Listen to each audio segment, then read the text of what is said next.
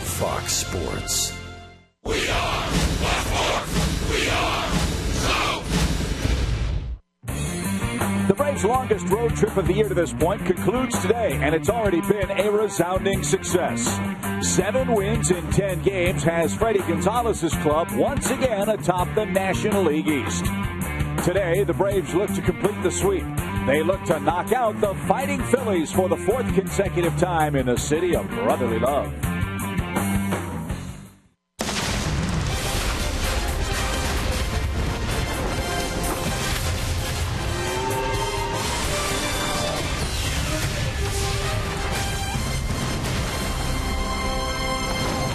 We join you indeed from the city of brotherly love, where the Braves traveling party has fallen out of love with their suitcases. They are ready to come home, and come home with a bang. It's been a great road trip so far, and Atlanta today will try to sweep away the Phillies here at Citizens Bank Park. All year long, Braves baseball is brought to you by Academy Sports and Outdoors.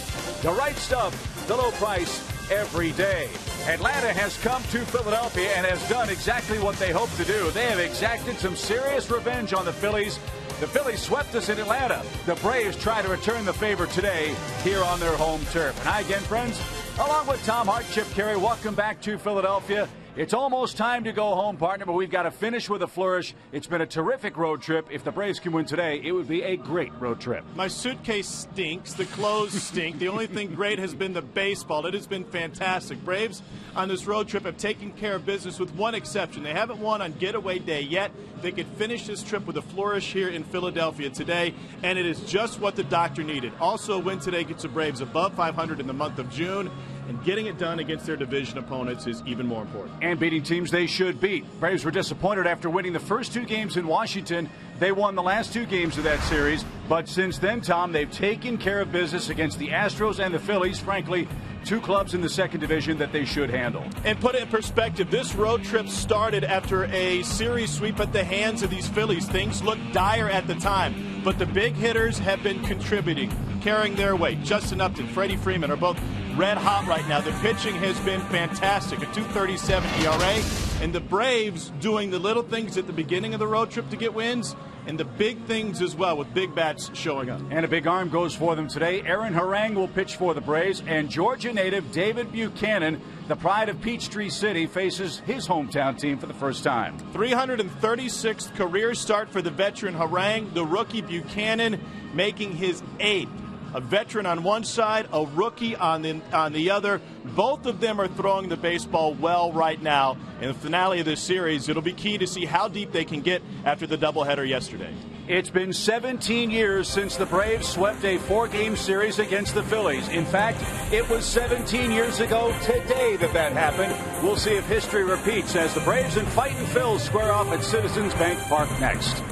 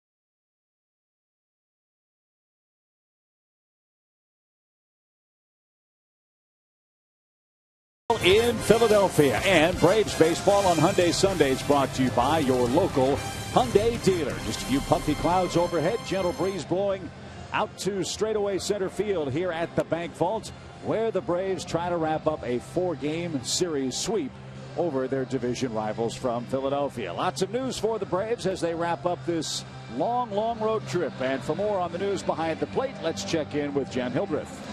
Thanks a lot, Chip. Yeah, the Braves still aren't quite sure how serious this injury is to Evan Gattis that he suffered in his first at-bat on Friday night. He is scheduled to have an MRI when the team gets back to Atlanta. But for now, that means a heavier workload for Gerald Laird, who caught both Friday night's game and the first game yesterday. Gerald told me he was definitely happy to see Christian Bethancourt walk through the doors and start the second game of the doubleheader yesterday.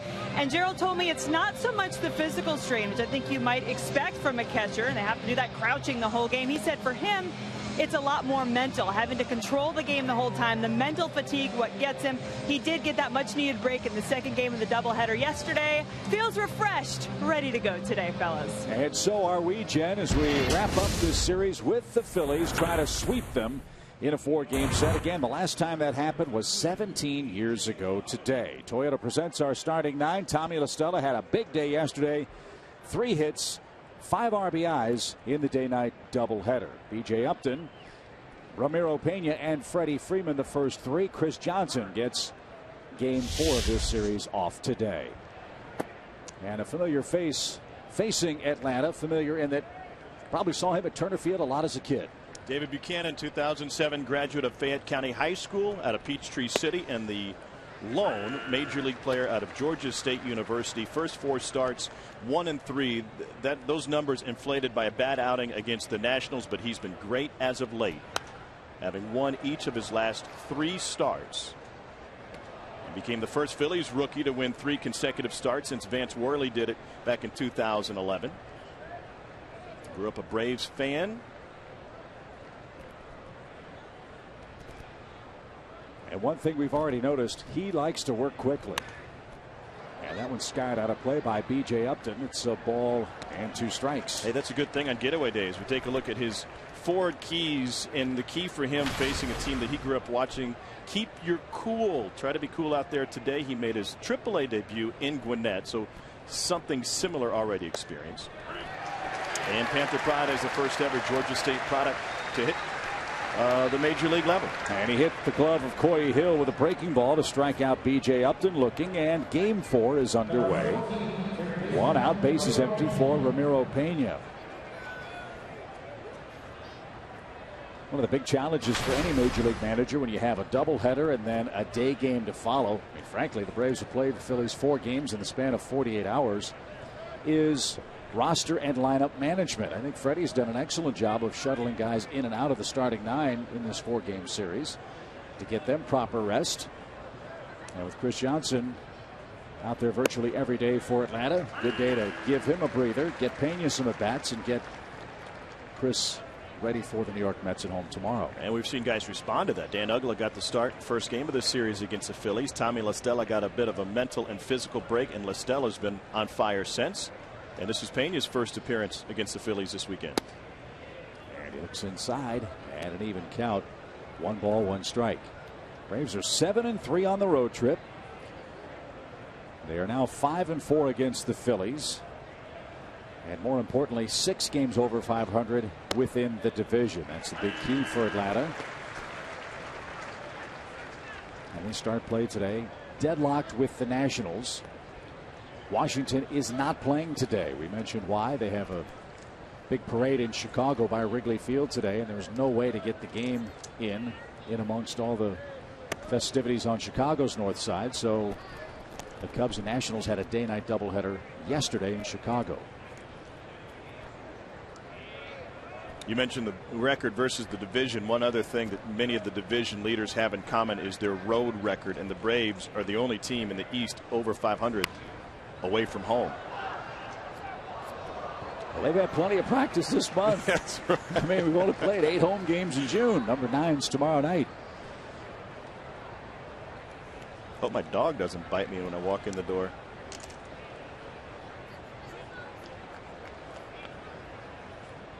Two balls, 2 strikes. And And a little roller out towards second. Utley is going to get it, and he gets Pena for the second out. This is also a milestone game for the Braves in another respect. This is game number 82. We are officially in the second half of the championship schedule in 2014. And if you are to believe that the first half is an indicator of where you're going to finish, right now the Braves are on pace to win 86 games. They certainly have much higher hopes than that. Here's Freddie Freeman. If he swings the bat the rest of the way like he is right now, I think 86 might be a little low on the forecast. Yeah, because he can carry you, and I think Freddie Freeman's going to have a better second half at the plate than he did the first half. We always thought that Freddie was the kind of hitter that would not be exposed to prolonged slumps, and he still really hasn't had a monster slump, but for what the expectations are for him. And here he is with a 2-out single. He's hitting .500 in this series with a home run, and we talked about it in respect to what Julio Teheran did the other day. How do you perform against teams in your division, teams that know you, teams that know how to pitch you? Well, Freddie Freeman was aggressive the first game of the series, saw 2 pitches, drove in 4, took his time waiting for one that time from David Buchanan, a pitcher who he has never faced before. And we talked about it early on, Chip. Freeman and now Justin heating up together, and 2 bats that can carry this lineup, especially with the undetermined timetable of an Evan Gattis return. And Justin looks outside on a check swing, ball 1. His good work at the plate is our Georgia lottery hitting the jackpot. Peaks and valleys has always been a way to describe Justin Upton offensively. Right now he's heading for the peaks.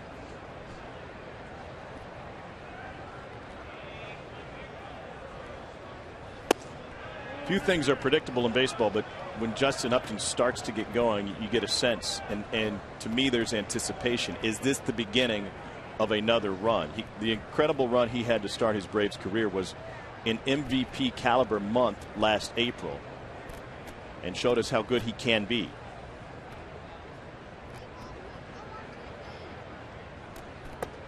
But I think he's having an all-star season this year, especially compared to others at his position and throughout the National League.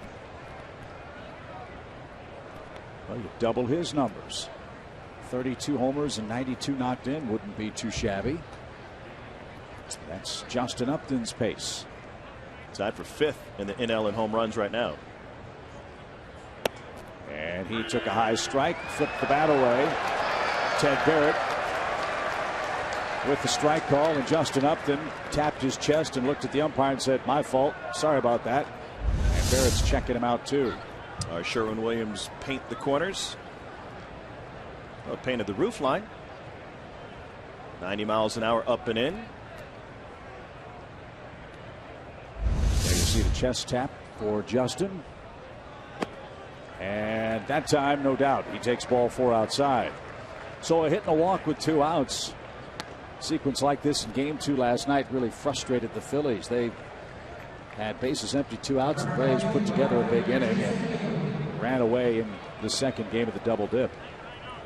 And in the first game of the series against Kyle Kendrick, Kyle Kendrick, in my mind, a similar pitcher to what David Buchanan has when you talk about stuff. Buchanan throws a lot of fastballs, but they're always moving. A cutter, a sinker, occasionally a 4-seamer, and a changeup.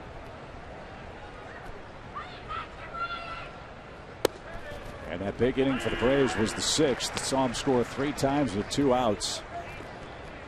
Upton singled, Dolmetz singled, Chris Johnson with an RBI hit, then Tommy La Stella doubled to left.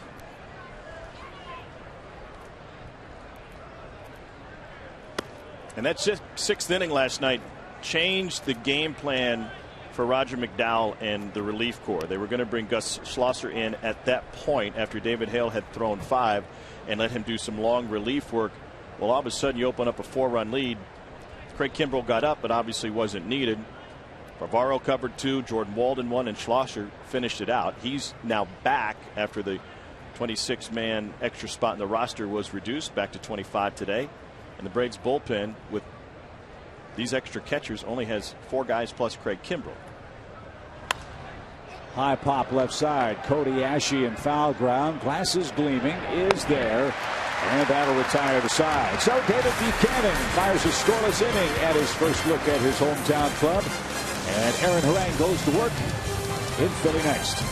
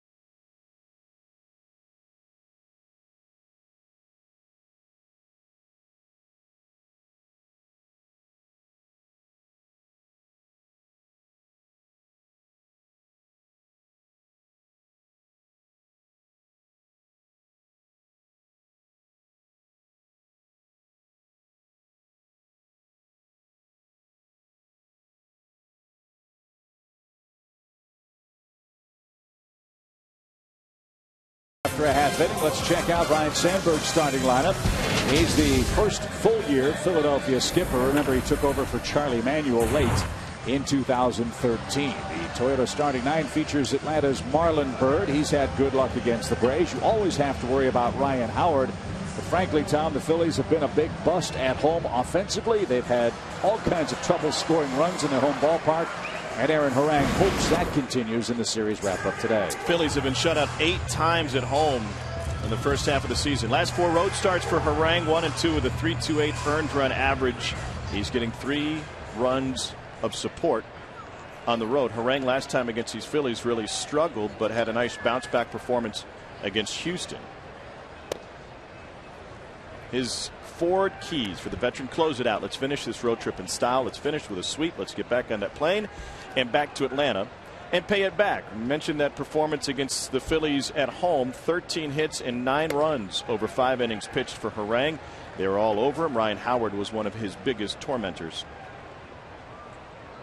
That was a weird game in Atlanta. Remember, the Braves gave him a 4-2 lead after 1, and Aaron just never looked comfortable on the mound at Turner Field that day. It was a hot, sunny day, and he was able to grind his way through that start. He ate up some innings for Atlanta too, as a chopper is hit toward Pena at third. He fields and flips to first, and it is not in time.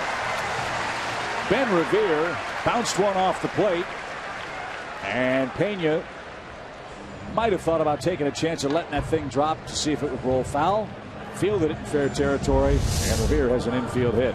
Gerald Laird was under the impression that this thing had some side spin on it and would be going foul, or was foul, at the point that Pena fielded it. Great catch by Freddie Freeman, and Revere went awkwardly into the bag at first.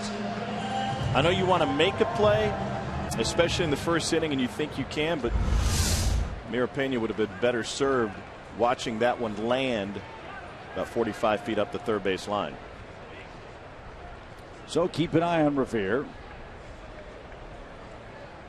He measures off a good lead, and Rollins takes a letter high strike. You mentioned Harang in that start against the Phillies not looking comfortable. He doesn't have an athletic body type. He doesn't have a nice, smooth, pretty delivery like Julio Teheran does. But when he's at his best, he makes it look easy. He makes it look like he's just playing catch with Gerald Laird. And we saw that in his prior start against the Angels. He only allowed 1 run over 6 innings. In fact, Harang is 6th in the National League with 13 quality starts. He's a veteran. He knows how to get through. But I think we'll see early on today if he's in a rhythm and if he's nice and easy. And his ability to command the down and away strike to left-handers and right-handers was really noticeable when he first joined the Braves rotation. And that's exactly right, Tom. Easy, hit the glove, no wasted effort. And let him beat the ball in the ground. 1 ball, 1 strike for Jimmy Rollins, who pops that foul out of play. It's 1-2. He put together some big strikeout totals when he first appeared in a Braves uniform, probably a little bit higher than his career averages, and that's come back down to earth a little bit. First 8 starts, he was striking out 6.8 a game. Last 8, he has just over 4 Ks per game. He doesn't have to be a big strikeout guy.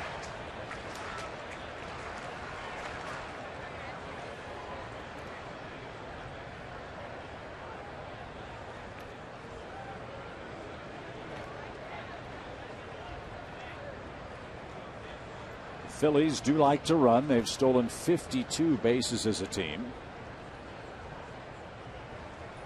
Revere has nearly half of those by himself. And Rollins swung and missed. A sweeping slider got Jimmy Rollins to chase over the inner half, and Revere's at first with 1 swinging strikeout. So you're talking about the fastball and the fastball command, and then he just drops this breaking ball in over the inner third.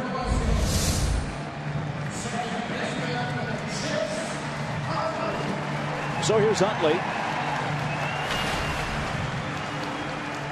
His average at .295, 6 homers, 37 knocked in, 2 for 8 is Chase in this series.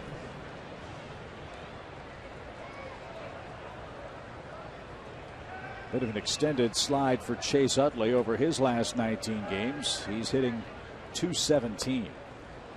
So the Braves are catching him at the right time. He has always been a tough out.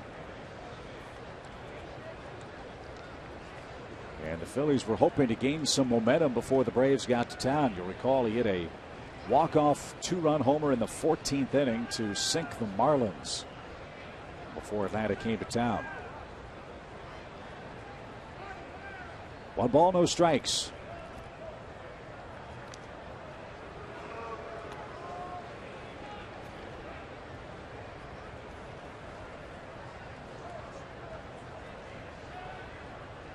Utley chasing a milestone hit today. He's 1 away from 1,500 in the big leagues.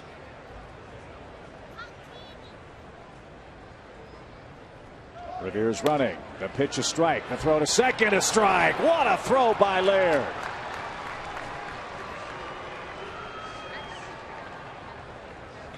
Revere is gunned down. 2 outs. The throw is perfect, and the hands from Andrelton Simmons were right there as well. Pretty good jump for Revere. He's got 23 bags on the season. How perfect was that throw from Laird? That's only the 3rd time Revere's been caught stealing this season. Laird's thinking, oh, we got this hotshot catcher Bethancourt up. Going to have to show him how it's done. Good look of confidence. A money throw from the real G Money. Clears the bases for Chase Utley. A ball and 2 strikes. And outside, 2-2. Harang throws a 4-seamer, a sinker, a cutter, a curveball, a slider, a changeup, 4 water balloons, and 2 hard-boiled eggs. But his curveball usage is up. Recently, we saw back-to-back curveballs, one to get Rollins and one to start the at-bat to Utley. There's that curveball, and Utley was frozen over the outside corner. Aaron Harang gives up an infield hit, strikes out 2, and gets a caught stealing as well, and sends our game scoreless to the top of the 2nd inning.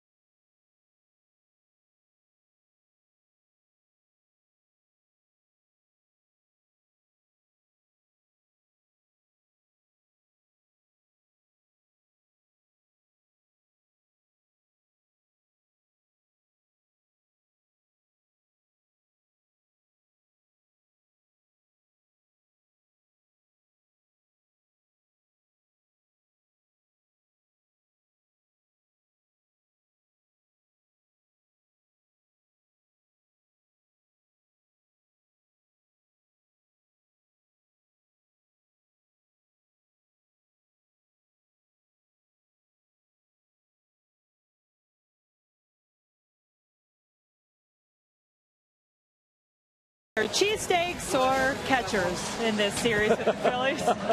We are going to go with the latter for now. Hey guys, this is Jen Hildreth, and I'm sure I'll get to the cheesesteaks soon enough. But for now, let's continue our catcher update. It's been a position of interest in this series with the injury to Evan Gattis. Christian Bethancourt getting the last-minute call-up to catch Game 2 of the doubleheader yesterday. And he got our SunTrust shining moment with his first big league hit. Hit it to Jimmy Rollins, who had no play on it there at shortstop. He just made sure he got the ball back to the Braves dugout. Nice move there by Rollins and a nice play by Bethancourt. Thank you, Jen. That's always a special treat. First big league hit, first at bat, first strike, first strikeout. Unforgettable moment for Christian Bethancourt yesterday. Sorry, Chip. Thanks to our friends at Delta for getting him here just in the nick of time. And he arrived a little bit after 5 o'clock, almost 5:30. They zipped him over here from the airport, which is just down the road, and able to walk in that door and get suited up and get out there and help the Braves out a little bit, help Gerald Laird out. And it also buys some time to make a decision on Evan Gattis as we await that MRI likely coming tomorrow in Atlanta. We were talking with Freddie Gonzalez about Evan before the game today as Simmons leads off the second. I know fans around Braves country want to see Evan play in the All-Star game. I know they would love to see him play or participate in the Home Run Derby. But I would imagine you have a shoulder injury a week and a half away before the All-Star break. That's going to really mitigate the circumstances for Gattis' participation. And Christian Bethancourt's participation in the Futures game in doubt. Obviously, he's at the big league level, but you hit the nail on the head. If as Simmons goes down looking, you know, everybody, we all want to see him there. We want to see him in the All-Star game. We want to see him in the Home Run Derby, but it just doesn't make sense from a health standpoint. Andrelton Simmons, one of the hardest batters to strike out in all of baseball, and it's because he has a great eye. Painting the corner says that one was inside, and he shouldn't have struck out at that point, but it's a second for Buchanan. And it's getaway day, so swing the bat, fellas. As Tommy La Stella did that last night, a 5 RBI doubleheader. Back down in the 7th spot for the Braves, and up to 13 RBIs for the year. So we'll know more when we get back to Atlanta. Gattis obviously not in the lineup today.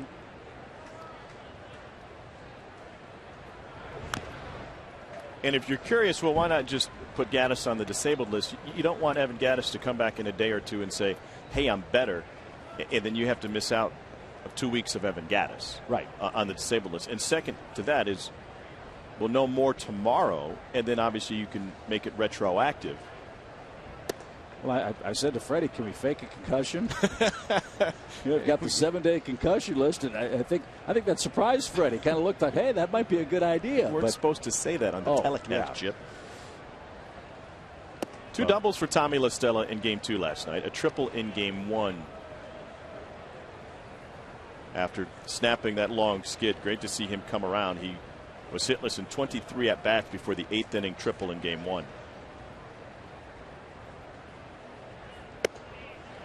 And he missed that one. It's a full count.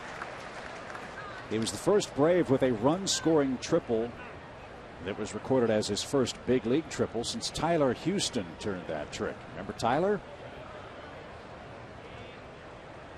That was way back in 1996.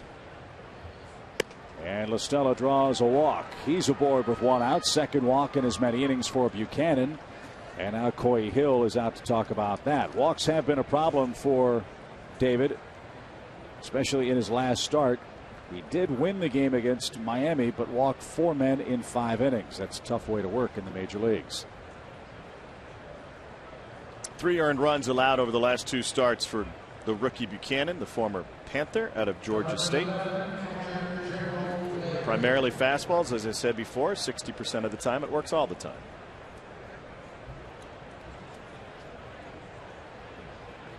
So Gerald Laird, the batter. A 209 mark with 5 RBIs.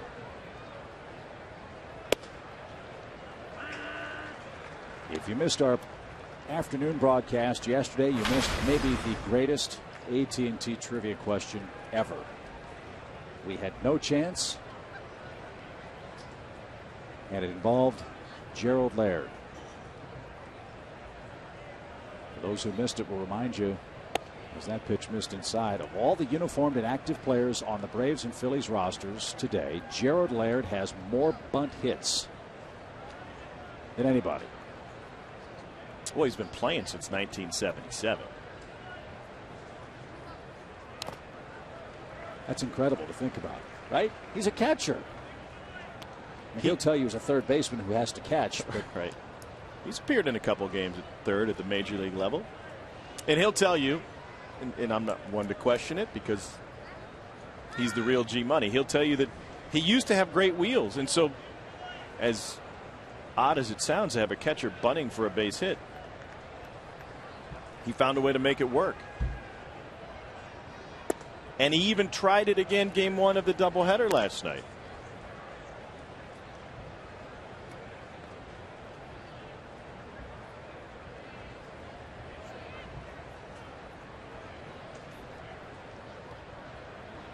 Buchanan with a big advantage. The Braves have never seen him before. And a roller out of play foul. It's now 2-2. Another reason it's a little hard for me to believe that he was once a man of speed is, remember last year he actually challenged Chris Johnson to a foot race in the outfield in Miami, and Chris won the race. Right. Chris is not exactly Vince Coleman, with all due respect. What was the wager on that? I can't remember what that was all about, as Gerald strikes out swinging. If Jen was there, it was a cheesesteak. So Buchanan takes care of Laird, the 8th place hitter for the Braves, and now Aaron Harang bats with a man aboard and 2 out. Well, it's a great day for David Buchanan to pitch against a team that he grew up watching in many ways. I know his head coach at Georgia State, Greg Frady, must be awfully proud today.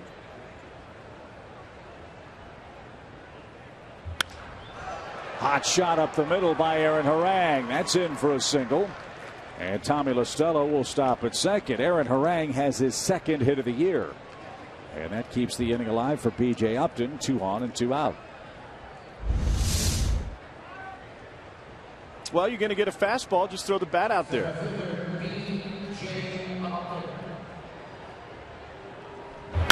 Coming forward on his front foot a little bit.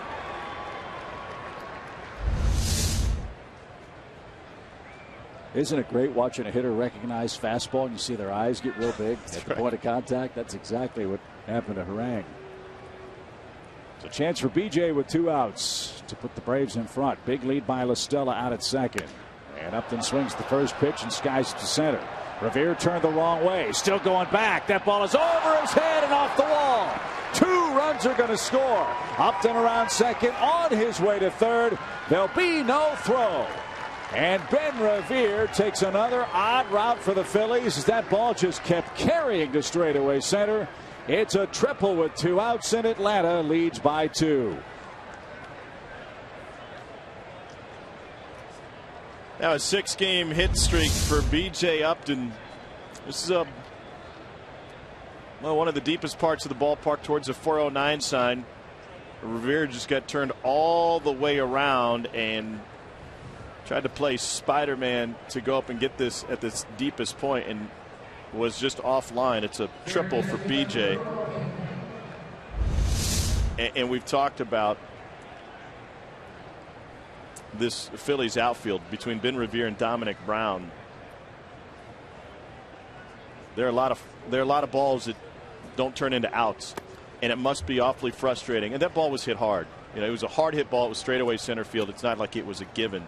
But you mentioned he took a bad route. It must be frustrating as a starting pitcher to get what perhaps could have been the 3rd out of the inning, and your center fielder gets lost trying to find it. Well, a walk to LaStella and a hit to the pitcher didn't help Buchanan's cause here. And B.J. Upton's 4th triple drives home a pair of runs, and the Braves strike first.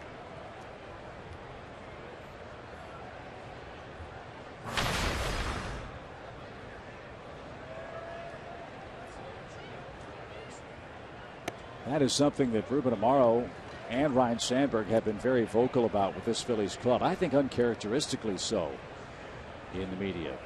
Brian Sandberg and Amaro have both said we need more production from our outfield, and I don't think he's meaning just offensively. And they are looking long and hard at other alternatives, so much so that if you missed the news last week, they signed Grady Sizemore. And they've got him stashed away at Lehigh Valley, trying to get him back into game shape, and he could be an option for the Phillies in the not too distant future. So you're surprised that they're being so vocal about it publicly? In this day and age, yeah, I think I am. As that pitch is off the plate, Pena walks first and third, and now Buchanan has to face Freddie Freeman with 2 in and 2 out. Well, there's a point where your lack of defense or defensive, and it's not, I don't know if it's defensive ability or just eroded skills, but there's a point where that affects the rest of your team. No doubt. Especially the pitching staff. And a guy like Chase Utley, who we've talked about throughout this series, who's at second base grinding each and every day, and even late in at bats, to see balls misplayed or bad routes taken, it must drive him crazy. 25th pitch of the inning coming from David Buchanan, and Freeman didn't get it. Strike one. There's a new system coming online throughout Major League Baseball called Field Effects. It's only in place at 3 different ballparks. I know Citi Field and I know Minneapolis have it, and it's coming further down the road where coaching staffs will be able to document bad routes. They'll be able to document bad jumps for their outfielders especially, and will be a fantastic teaching tool to help players visualize, especially in this day and age of video games being so good in help visualize where the shortcomings are and fix those shortcomings if you can. You know, it's like watching a NASCAR race where you see the graphics pop up. You can easily identify the car in turn 4 and who overtakes the leader. Or in golf where they have the red tracer on a tee shot where you can see the golf ball tail to the left as it goes down the left side of the fairway. Those graphics and those tools will help major league players and even minor league players in many ways learn what's a good route and what isn't. I think Jason Hayward's catch in New York was the poster child, if you will, for that system. They used it to highlight how that technology could be used. As Buchanan strikes out Freddie Freeman, he's got 4 of those. He's also got 3 walks. And more importantly, B.J. Upton has 2 RBIs. A triple with 2 outs to straightaway center. Ben Revere couldn't catch it. Braves and Aaron Harang enjoy an early lead in Game 4 in Philly.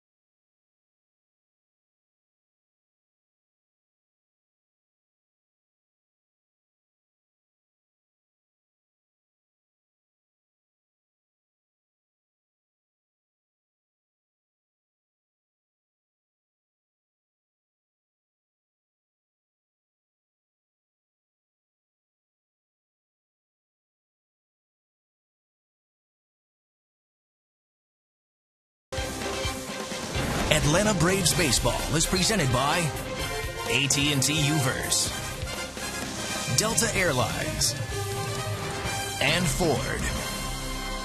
All right, let's be fair to Ben Revere. I wonder if maybe he's not a little bit banged up. Braves lead 2-0 on a Justin Upton triple that went over Revere's head. This was his first inning at bat. He went through the bag and landed on it kind of awkwardly. Same guy who got banged up in the series in Atlanta last week, and he grabs that left hamstring. That was when he was on base. He got a late jump on this one and got turned around a little bit. Oh, speed looked okay getting back to the wall there. A better route would have gotten him there in time, and as he came off the field between innings, he headed back to the Phillies locker room after a quick discussion with the trainer. So it goes from bad to worse for the Phillies. Apparently Revere was grabbing at that leg last night too. He's trying to grind through it and play hurt, but he and the Phillies trail Aaron Harang 2-0, and Ryan Howard leads things off.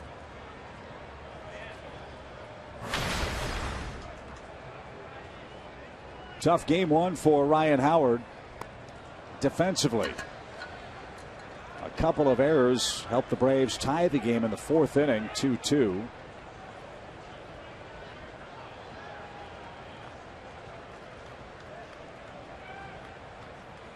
And these Philly fans not afraid to let him hear about that. LaStella in the shift, deep right field, makes the grab and throws to first in time. And there's out number one. Phillies had great hopes of climbing back into this race after their series with the Braves in Atlanta. In fact, the exact opposite has taken place. They dropped 7 of their last 9 ball games. They have hit very poorly at home. They split the series with Miami. They've lost all 3 of the games so far to the Braves and have fallen now 7 games out of first in the division. And Tom, it's just shocking to see, quite frankly, how quickly this Phillies team has aged from an offensive standpoint. I'd add to that. I mean, defensively, they've aged. I mean, they've aged in every way. And you could have seen it coming. They locked up some guys with some big long-term contracts. Ryan Howard was going to be a Hall of Famer before injuries slowed down his career. And quite frankly, it's tough to dig out of that. The discussion in the dugout before the game today with Freddie Gonzalez was that the Braves, through their runs under John Schuerholz, then under Frank Wren, never allowed themselves to age. And there's a couple of different angles to that. Number one, older players who maybe had peaked, with the exception of Chipper, who had the most longevity of anybody, and he had a fantastic final season, obviously, were allowed to leave, number one. And then number two, there was always infusion of young talent at various spots, especially position players. A McCann, a Francoeur, a Hayward, a Freeman, a Simmons. That ball's well struck by Marlon Byrd, deep toward left center field, and gone. That's where Freddie Freeman hit one earlier in this series. And Marlon Byrd's 14th home run of the year cuts the Atlanta lead to 2-1.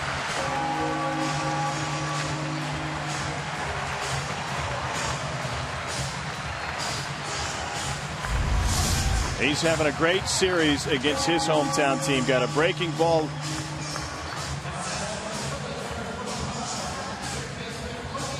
And that one was headed for Tom McCarthy land.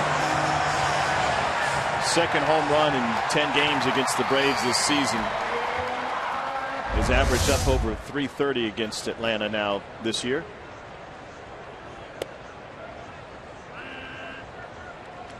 Only the 6th home run Aaron Harang has given up. But Byrd has worn him out head to head. He's now 8 for 18 in his career. And a pop fly foul off the bat of Cody Ashe, the Phillies' third baseman. Now, I think it's a good point about the Phillies. Look, if you have a veteran team, they are going to be much more expensive. They've done their time in the major leagues. They've earned their way. They're going to be financially rewarded. The Phillies, I believe, were banking on keeping this core together and winning not 1, but 2, maybe 3 World Championships. It didn't happen. And in their quest to put together a championship ball club, they added pieces at the trade deadline, be it Roy Halladay, be it Roy Oswalt, be it Hunter Pence. And in doing so, added talented veteran players that forced them to trade a lot of their top prospects away to Toronto and Houston. And so the Phillies, Tom, find themselves in a really difficult spot. They have a old and expensive team and very few great replacements available for them at AA or the AAA level. And when you factor in as well that the Lees and the Hamels and the Utleys and Rollinses and Howards are almost virtually untradeable, how in the world does Ruben Amaro fix this thing long term in Philadelphia? And I think Mark DeRosa had a great point when he was on with us yesterday. If you are Ruben Amaro Jr. and you sell and you go through a couple of lean years forthcoming. As Dominic Brown gets a hit to right on the first pitch, he's aboard with 2 outs. Then will it be another general manager who comes in to reap the fruits of your labor? And the cost that you're talking about is twofold: the money that they've spent in payroll and the cost of getting rid of top prospects for the future. This is what the Phillies look like payroll wise going forward. Howard through 2017, Hamels through 2019, Rollins through the end of next season, and on and on and on. Nobody minds those salaries when you're at the top of your division and winning pennants and winning championships.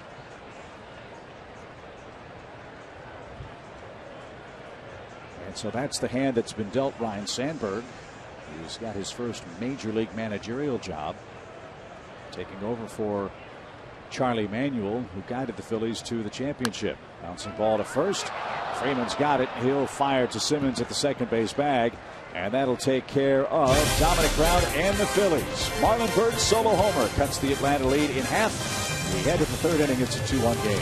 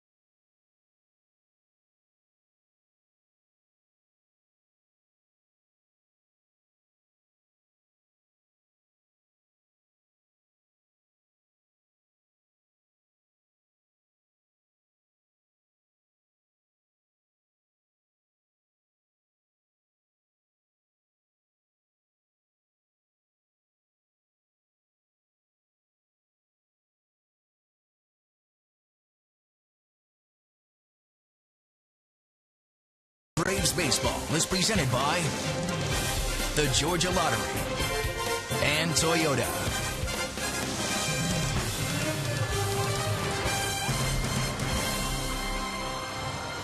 The 9-game flex plan is a great way to catch the Braves all season long. Pick any 9 games you want and save $7 per ticket off the gate price. To buy your 9-game flex plan today, go to Braves.com or call 404-577-9100. Beth Marshall is standing by to answer every one of your ticket questions. We got the Mets in town for 3 tomorrow through Wednesday. Then the Diamondbacks come in Friday, Saturday, and Sunday, the 4th of July weekend. Always a big weekend at Turner Field. We hope you'll join us. So Justin Upton to work for the Braves. He walked in the first inning with 2 outs.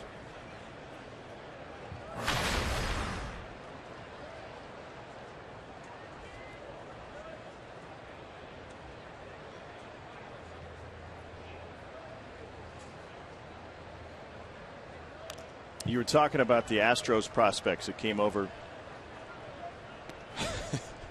Penn State. Yeah. Cozart. Yep. John Singleton, the great first baseman. Right. Zaid, the pitcher, Zaid out of Vandy, and AAA outfielder named Domingo Santana, who's hitting nearly 300 as a 21-year-old. The Phillies admitted during spring training that Santana wasn't actually supposed to be on the list that was given to the Astros to pick from as the player to be named later.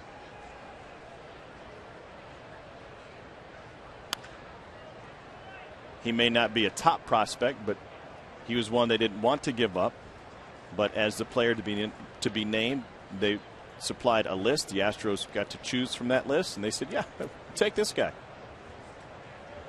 Phillies used their first rounder this year on Aaron Nola, fantastic right-hander out of LSU, who a lot of folks think is major league ready right now. And the way the season is going, he could be up by August. The problem with that is I think Nola was the 7th overall pick, and he projects to be a back end of the rotation starter. That would be fantastic for the Phillies if they still had 3 other aces and they just needed a fill-in guy over the next few seasons. Usually a 7th overall pick has greater upside. Deep short. Ashe couldn't get it. Rollins did. Long throw and a stretch. Beautiful play. Jimmy Rollins to take away a hit from Justin Upton.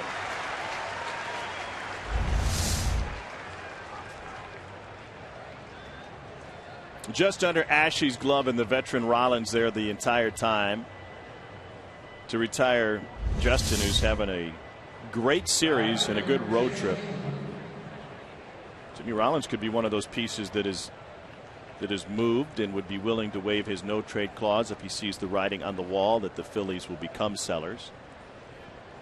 Their number 2 prospect, high school pitcher at the AA level, a lefty named Jesse Biddle, has essentially been shut down to take a mental break from baseball.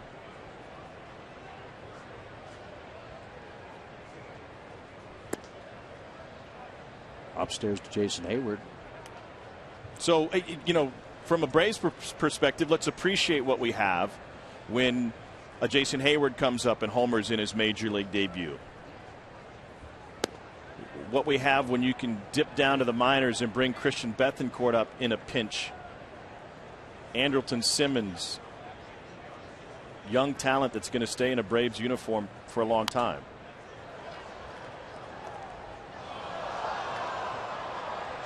Well, the history of baseball is littered with trades that haven't worked out. That's part of the job for the general manager. At the end of the day, the results, the end results are all that really matters. But the Phillies at the time were in a position to go for it. They went for it. They won 1 title. The Braves hope to find themselves in similar circumstances at the July 31st deadline this year. Frank Wren was quoted a couple of weeks ago as saying that relief pitching right now is his primary area of focus. We'll see if that continues to be the case. Full count pitch for Jason Hayward. And he broke his bat. Utley at second from the cut of the outfield grass gets him easily. And there's the second out. Hayward wearing out the right side of the infield as of late, really over this road trip now. 8 out of his last 11 ground balls have been pulled to the right side. We talked about making moves in trades and getting incrementally better, right? Just a slight upgrade at every position makes you better all the way across the board. Yeah, Jonah Carey, a writer I respect an awful lot, wrote a great book about that. I believe it was called The 2% Effect, or The 2% Solution. As Simmons flies one toward left. It's about the Tampa Bay Rays and how they go about their business. It's a fascinating read, whether you're a Tampa Bay fan or not. Fascinating game unfolding in Philadelphia, where Atlanta leads 2-1 here in the 3rd.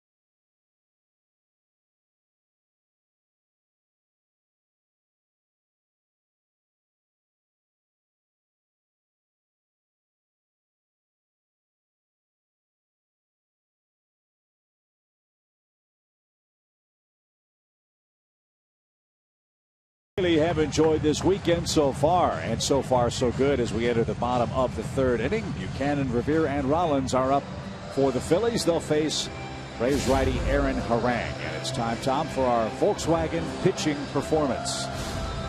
Braves pitching on this road trip has been sensational. 2.37 overall ERA. The starters have been good. The relievers have been even better. And remember, this was a beleaguered bullpen after all those extra inning games before we left town. And one of them in Washington. Opponents only hitting .211. David Hale with a great spot start last night.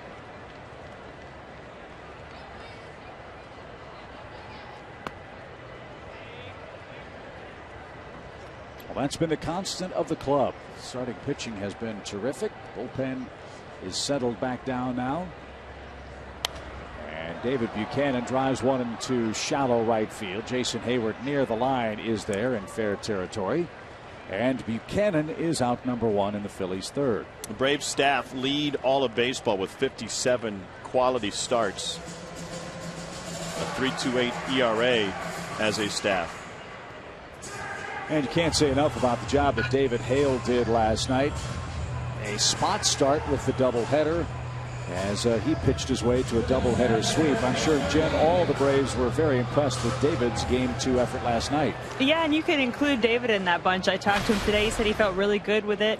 He said eventually he would like to get back to being a starter, but he, of course, understands his role, appreciates his opportunity in the bullpen now, but felt good yesterday. Said he felt like he got to throw every pitch he wanted to throw, including the sinker, which Christian Bethancourt had not seen from him before, but those two got on the same page, and David came out of there feeling pretty good about the whole thing. And it's so fun to watch David because he's such an efficient pitcher. As that one got under Pena's glove, he was in on the grass. And Revere's aboard with his second hit. He's been a pest in this series. Well, you know, Ben Revere is going to put it in play. He's third in baseball. He puts the ball in play 25% of the time, and he is 2 for 2 today.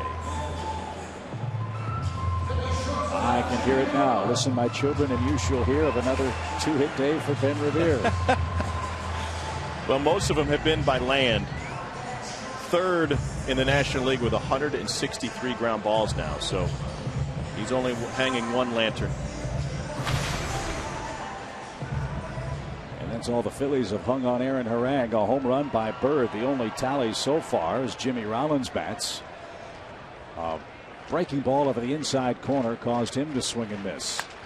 And he pops up the first pitch left side. Simmons drifts behind Pena, and Andrelton puts that away for the second out. You know, Rollins reminds me, as we're talking about the prospects that the Phillies traded away, one of them was the young shortstop that we saw at Houston last weekend. Marlon Gonzalez. Saw a couple of them down there. No, it was VR. Jonathan VR. Yep. So, you know, VR isn't a top prospect. He's not going to be an all-star likely. But when you have Chase Utley and Jimmy Rollins up the middle, where would VR have played, and how soon would he have played at this level? So that's the secret to me for general managers, is trading away pieces that you don't need. Well, I wonder if we're even having this discussion, and probably we aren't, if Roy Halladay's shoulder hadn't gone south. Well, that's like saying we wouldn't be having this discussion if Joe Simpson had a good Achilles. Yeah, right. Good point. Things happen. However, you have Roy Halladay, you have Cliff Lee, you have Cole Hamels, and they're all able to make their 30 to 33 starts a year. It covers up your bullpen. Every team you face is going to get one of those guys at least in every series you play all year long, assuming they stay healthy. Then you don't worry so much about who you've traded away because you have three bell cows getting after it every fifth day. There's nothing more impactful in baseball than an ace. And if you got three of them, like they did, Braves know all about that. Sure. So while a lot of folks want to point the finger squarely at Ruben Amaro, and ultimately he's the decision maker for the Phillies, in fairness, you have to say bad luck. Nobody counted on Roy Halladay's shoulder giving out. As that ball's lifted by Utley deep to left. Upton is at the fence. Leaping try, and he got it at the sign. What a catch by Upton to Rob Utley. He timed it perfectly. I said this earlier in this series. Justin Upton is getting to more balls than he has all season, and he may be one of the most improved defensive left fielders in baseball. He makes another play to Utley's disbelief.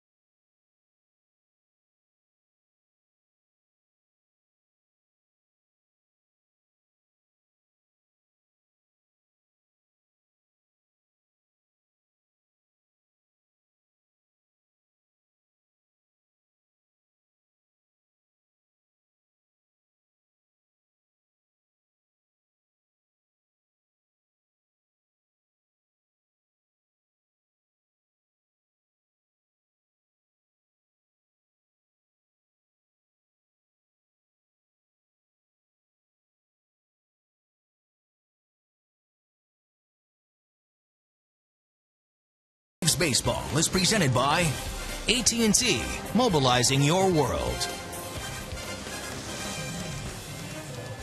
Fox Sports Supports is proud to collaborate with Stand Up to Cancer, a groundbreaking initiative created to accelerate innovative cancer research that gets new therapies to patients quickly in order to save lives. Now, for more information, go to foxsportssupports.com.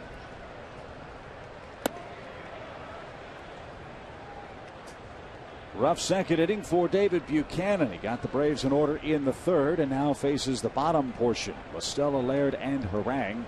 He's down only a run. It's a 2-1 score. And that ball's hammered toward left. Brown on the run. Not going to get there. It's into the corner and off the base of the wall. And Tommy Listella has doubled to lead off the inning.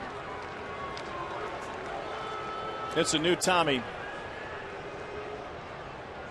After that 0 for 23 skid. He got a fastball last night on the triple to get him going again.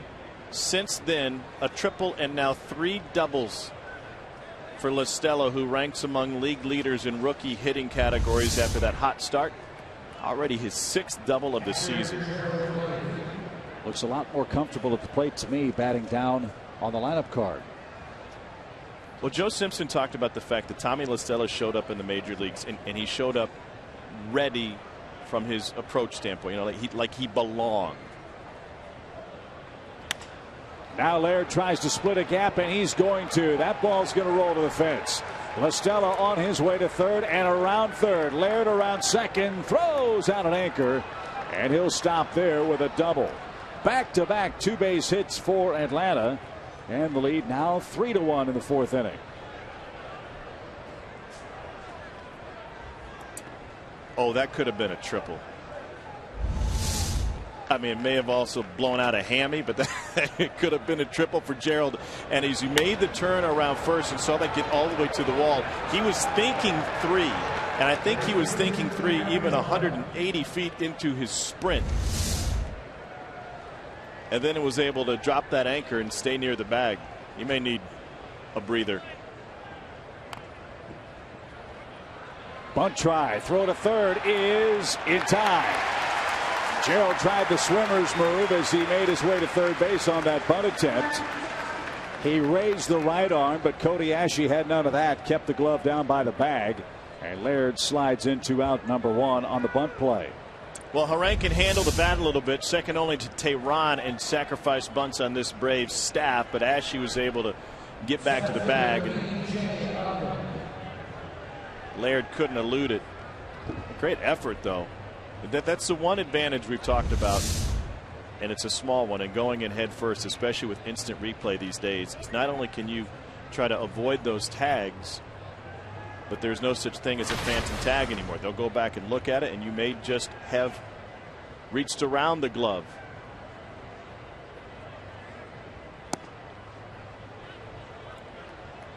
So Harang will run the bases with 1 out and 1 in, and back to the top of the order in B.J. Upton. B.J. looks loose, looks like he's playing confident, enjoying the game. He can get a little aggressive. He offers at the first pitch 46% of the time, which when you're a 200 hitter is not going to result in anything positive.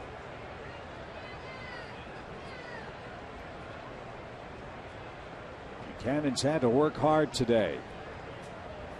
That's his 70th pitch, and he has only 1 out in this inning.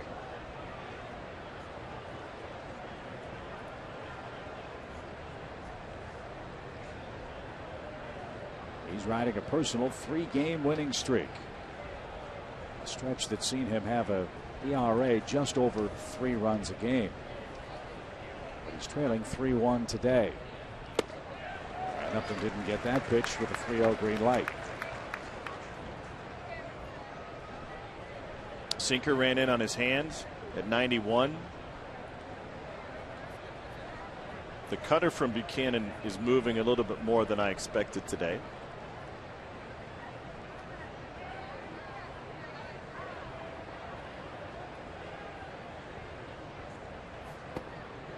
And Upton takes low. Walks are a big problem for David Buchanan today.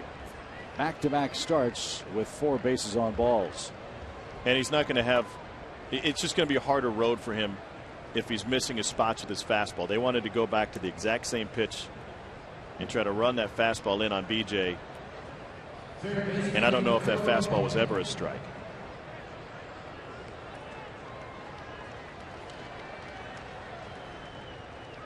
Love talking to Roger McDowell about making competitive pitches. And what he means by that, you're not going to throw strikes all the time. You're not going to be perfect, but you be competitive, be around the plate. Pena tried to bunt, and it's fouled to the on-deck circle. A strike. Greg Walker, Carlos Tasca. Carlos deserves a tip of the cap for Ryan Howard's struggles in this series with the defensive positioning and the ship that has paid off against Howard. Carlos aligns the infield. Doug DeCenzo to center. Revere, a late break to the baseball. Got there. There's the second out. Sorry, to complete the thought, Doug DeCenzo positions the Braves outfielders.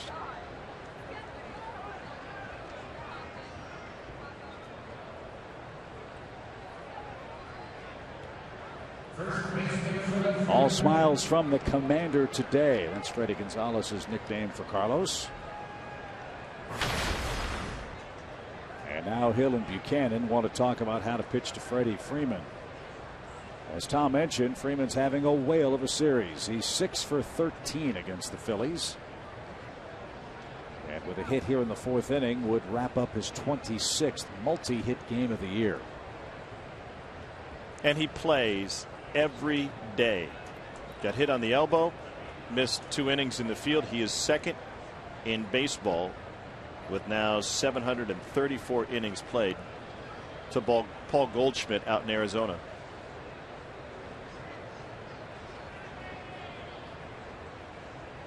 Harang at second, B.J. Upton at first. If Freddie hits one into the gap, Harang had better have the turbo shoes on, because Upton will be running up his back. And I don't know what kind of range Ben Revere has right now. He's trying to stretch out that right leg. He got a late jump, as you mentioned, on that fly ball from Pena a moment ago. I don't know how much ground he can cover.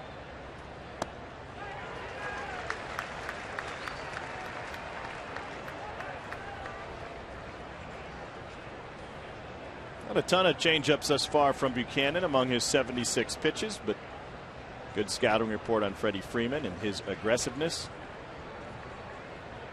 He wants to see another set from Coy Hill. No balls, 2 strikes. And it missed inside. As tough as times are for the Phillies now, they figure to get even tougher. They have an off day tomorrow. Then they hit the road for a long road trip. They go to Miami and face that Marlins pitching staff. Then they go to Pittsburgh, where the Pirates are playing much better. Then 4 in Milwaukee and 3 at home with Washington before the All-Star break. That is as rough a schedule as you can have when you consider the pitching that the Phillies are going to run into. Sherwin-Williams painting the corners says this 91-mile-an-hour fastball was that close for Buchanan. He thought it was strike 3. He went changeup, then fastball inside and fastball away to Freeman, the last 3. And now a high towering fly ball toward right.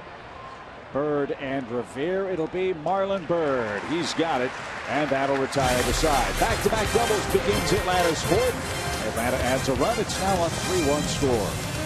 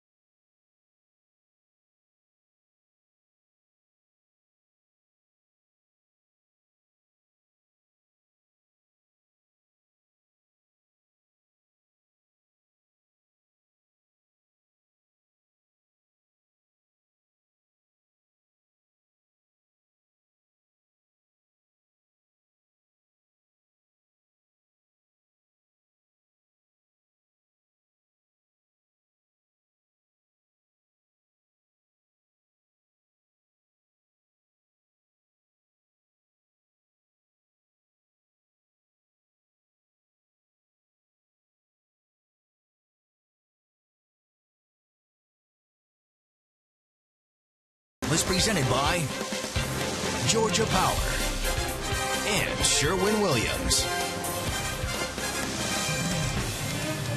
Now time for you to tweet your photo using hashtag SouthFanPhoto for a chance to have it shown in an upcoming broadcast. Brought to you by AT&T.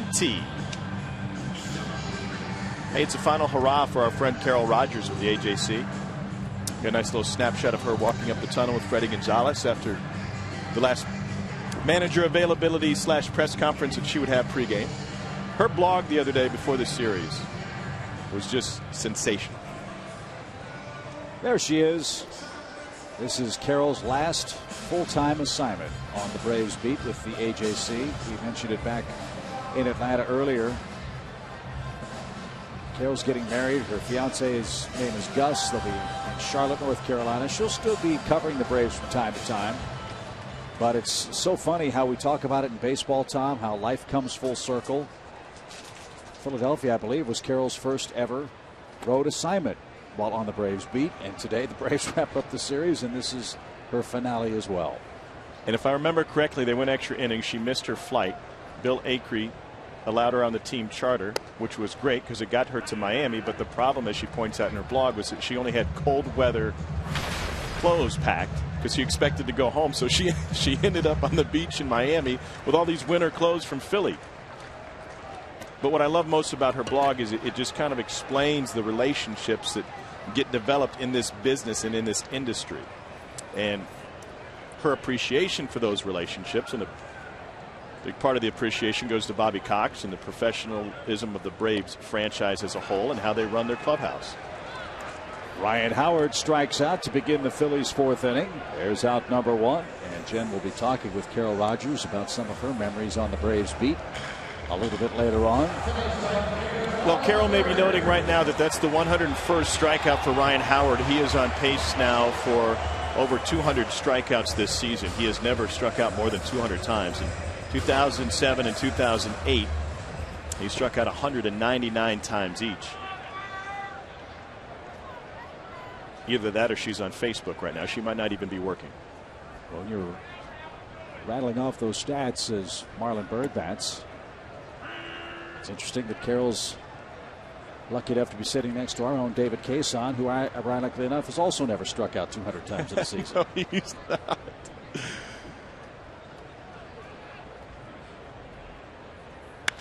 High fly ball by Byrd again. Deep center. B.J. Upton's going to watch this one sail out into the Phillies bullpen. Marlon Byrd has Aaron Harang's number. 9 career hits, now 3 career homers, 2 of them today. And the Phillies again are down a run.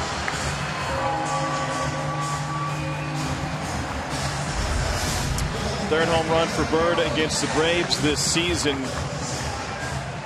And the power that he generates with that step and the lift.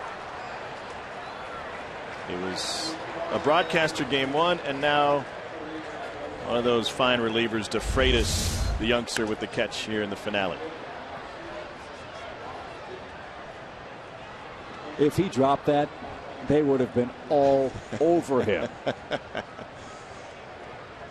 Some power shagging by DeFreitas.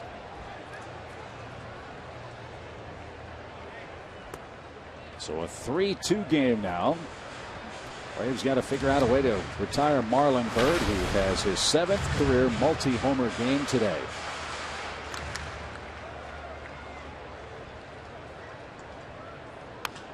Now Cody Ashe drives one to deep right. Hayward's gone as far as he can go, and he'll have just enough room. Boy, the Phillies are not getting cheated. They are hitting some balls to the fences. They've chased Hayward back to the wall in right. They chased Justin Upton to the fence in left an inning ago. Well, one of the reasons is that Aaron Harang has been living around the plate, so they are getting good swings on these pitches from Harang. He hasn't thrown more than 1 ball to any of the last 9 batters now.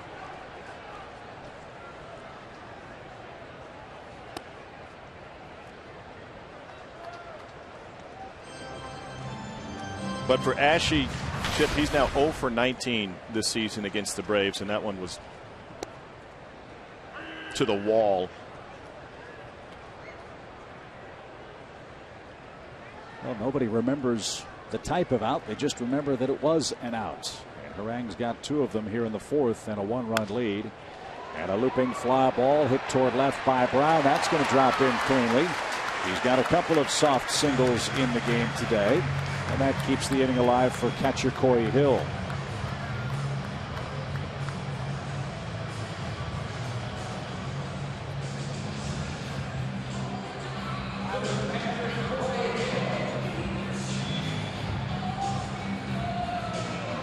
.51 pitches now for Harang. Bullpen is a man short after the addition of Christian Bethancourt.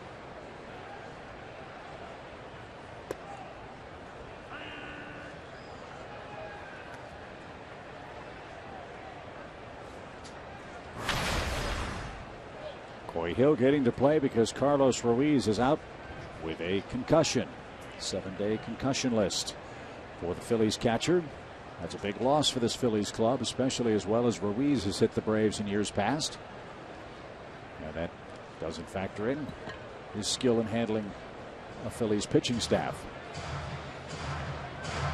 And still no timetable for the return of Ruiz. He was hit in the head by a 78-mile-an-hour curveball. He can be activated Friday at the earliest.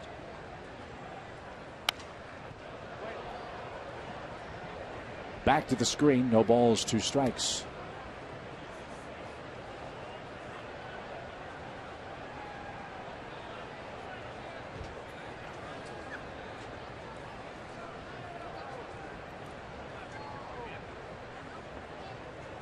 So Hill up from AAA Friday before this series started. And he too takes one the other way. Back-to-back hits for the Phillies. Brown and Hill with 2 outs. And that clears the pitcher, David Buchanan.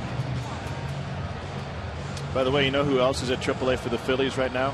10 months removed from Tommy John surgery. That same day Troy Hill got called up. Jason Marquis threw 6 shutout innings Friday at AAA.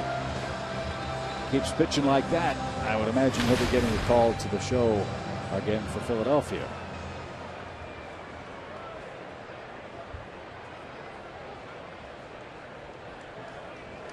Harang has been in trouble all day today. 2 solo home runs are all they've mustered.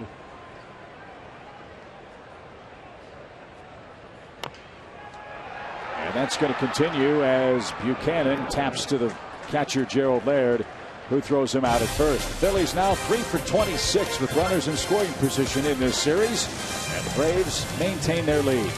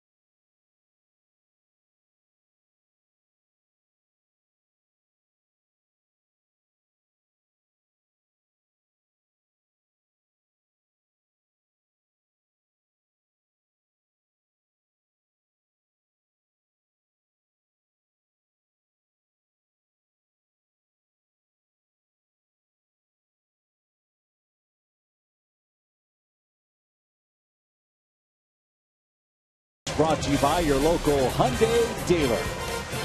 Back here at Citizens Bank Park, Aaron Harang and the Braves lead the Phillies 3-2. That's your score. Atlanta trying to sweep a 4-game series for the first time against the Phillies in 17 years to the date.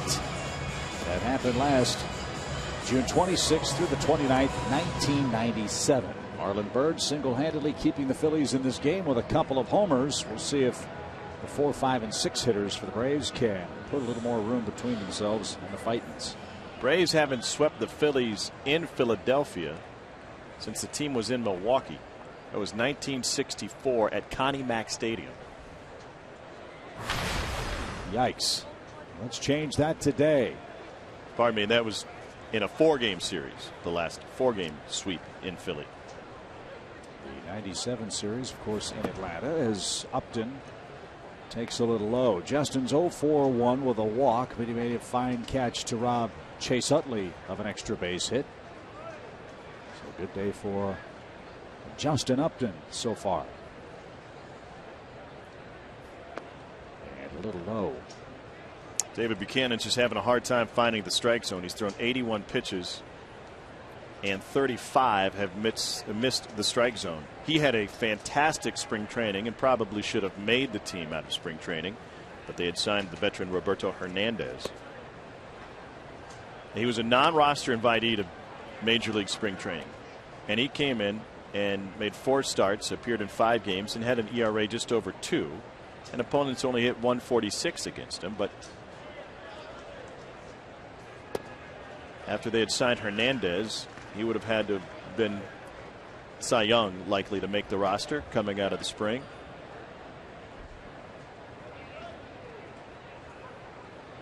And that's just the way the politics work sometimes.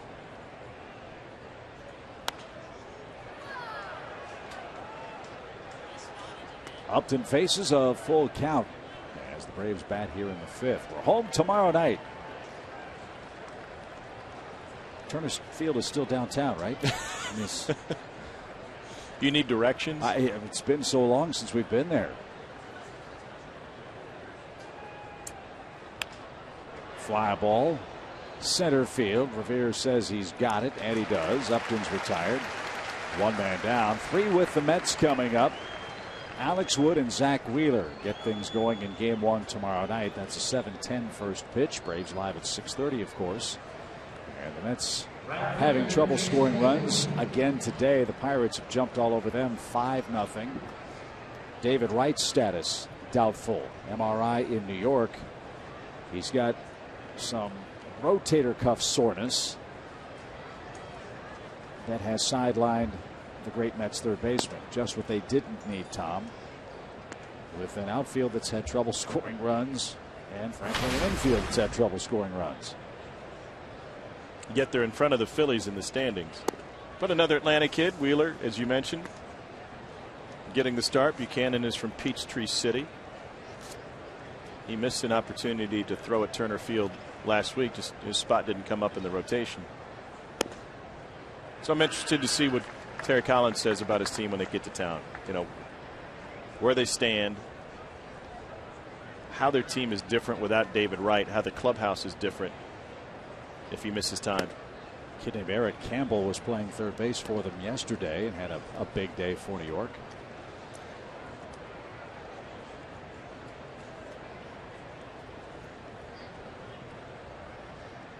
Three balls and a strike for Jason Hayward, who takes ball 4 outside. That's 5 walks for Buchanan. Braves have got to cash some of these in now. Yeah, only one of the 5 that was issued a free pass came around to score. That was La Stella, who was walked in the second. And he trotted home on BJ's triple to straightaway center.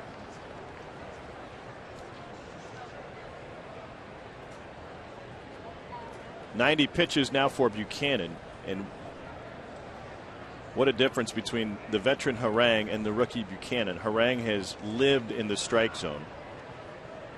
It's made him a little bit more hittable today, especially if you take into consideration Marlon Byrd's 2 home runs.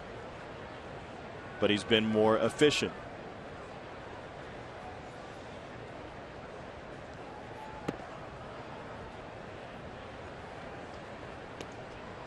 I saw a great number on Andrelton Simmons today. He sees the 4th fewest pitches per at bat, 3 1/3. We know he doesn't strike out. And he is second in baseball,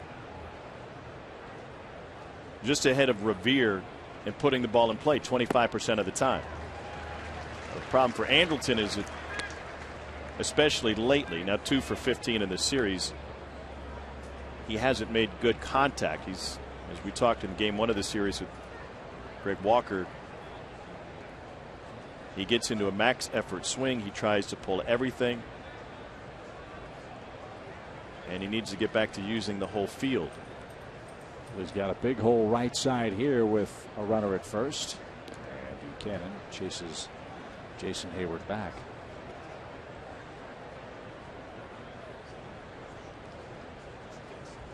Jason stolen 9 bases this year in 12 tries. Let's see if the Braves try to manufacture a run with speed here in the 5th. Good lead, and another throw.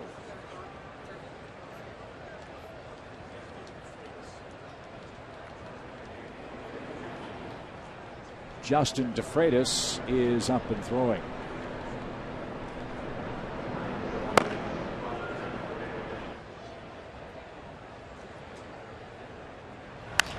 Bouncing ball toward third. Second for 1. Utley got his feet set and threw a strike to first. A long around-the-horn double play. Esche to Utley to Howard, and the Braves are out of luck in the top of the 5th inning. Buchanan survives his 5th walk of the day and turns things over to the top of his order. He's only down a run, believe it or not. It's a 3-2 score.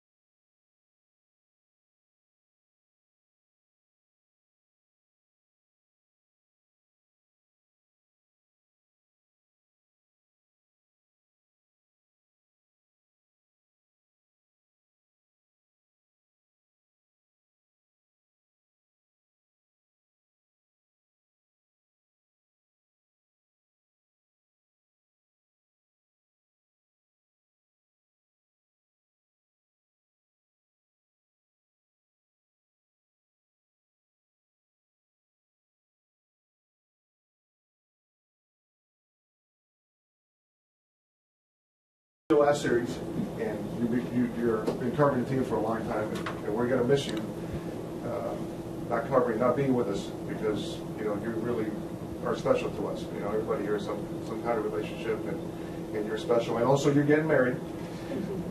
I want to give you a bottle of champagne for both occasions. Oh my goodness! So thank you for that.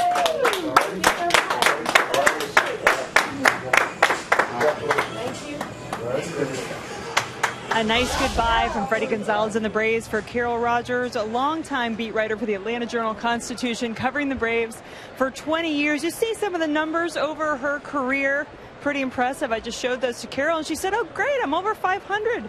You are a lot to be proud of, Carol. But, as you come back to the city, you took your first road trip covering the Braves. Little emotions out here? A lot of emotions. It all kind of comes full circle, and it's a great way to sort of have a chance to think about what's been going on in my career, and it's been really special. Everything that folks around the ballpark have done for me today and this weekend, I'm so grateful. Well, you've been to World Series, you've been around Hall of Famers. Is there anything that you really take out of all this when you're going to walk away? Well, the thing that I'm really going to miss the most is what baseball allows us to do, being around the players every day, the access we have, really getting to know people on a personal level, getting a chance to tell their stories. And I think the Braves in particular really make it a very professional atmosphere, one where we get to feel comfortable as women in the clubhouse. And it's been a great ride. I've really enjoyed it. And one that you can now toast with some champagne, right? That was nice with Freddie this morning. Yeah, one of the writers here in Philly had tried to jinx me yesterday and said we're going 25 innings today. And I told Freddie, if we're going 25 innings, we're breaking out the champagne. Okay, well, that's something to look forward to if it happens. I mean, it's not like this has been an easy road trip. You get the doubleheader yesterday, a lot of news going on. Just run of the mill, what you expected? That's about par for the course on this beat. It's a grind, it's a lot of fun, and every day you get something different, and it's a lot of fun. It's really interesting. Carol, it has been a pleasure for all of us. We say thank you. I've looked up to you since day one. I started my career at the Atlanta Journal-Constitution. It's been a pleasure to talk to you and do this now. Thank you so much, Jen. Thank you, Tom. Thank you, Chip. Thank you, all the crew. I really am grateful, and I'll miss you guys. All right, don't shed any tears now, Carol, okay?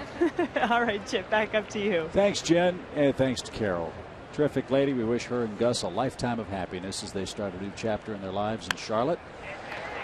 As Jimmy Rollins sprays one toward left center field, Justin Upton cuts in front of BJ. Rollins is going to try for two, and a throw just an eyelash late.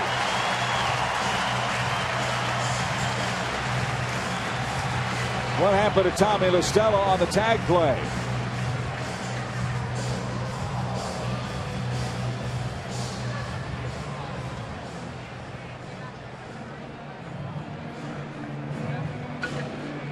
13 doubles for Rollins, who represents the tying run.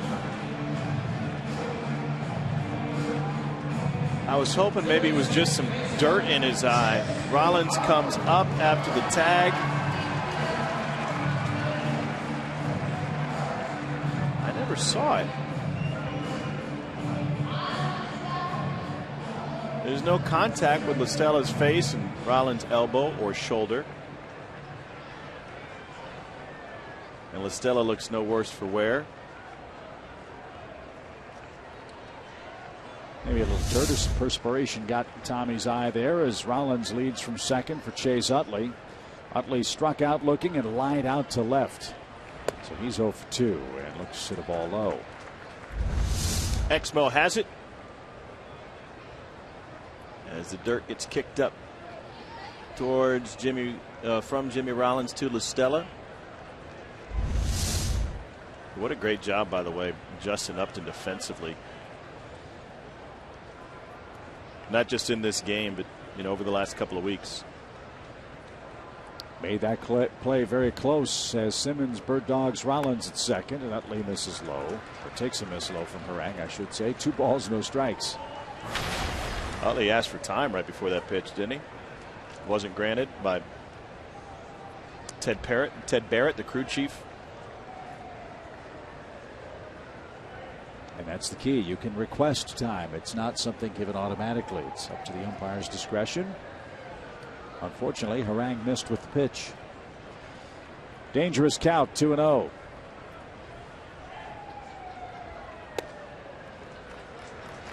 Harang has been behind in the count throughout this 5th inning. He hadn't gone to a 2-0 count on 13 of 14 batters, and then got behind to Revere.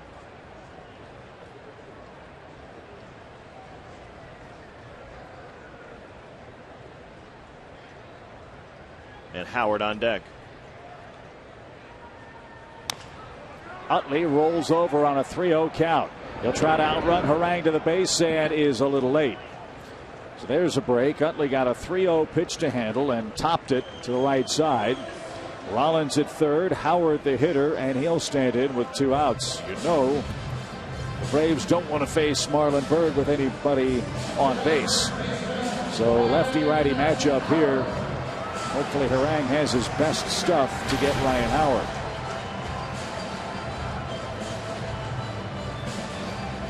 Howard just 1 for 13 in this series.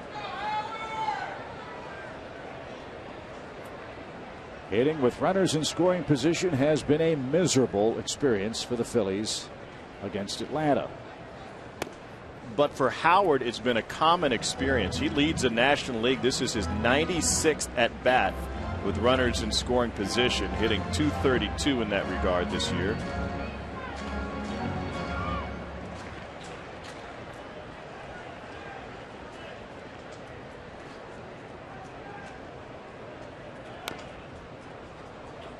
And in this series, the Phillies team an astounding 3 for 27 with a runner at second base or third base against the Braves pitching staff.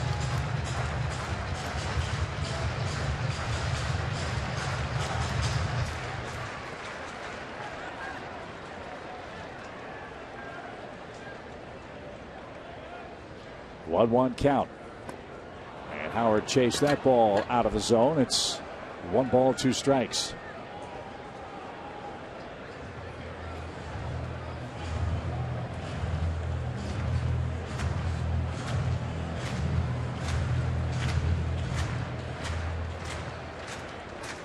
One ball, 2 strikes. And Laird smothered that.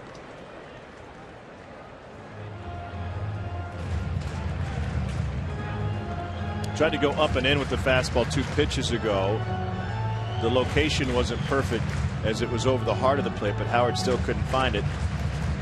And then Gerald Laird wanted to go low and in with the curveball, and he wants to bury this one again.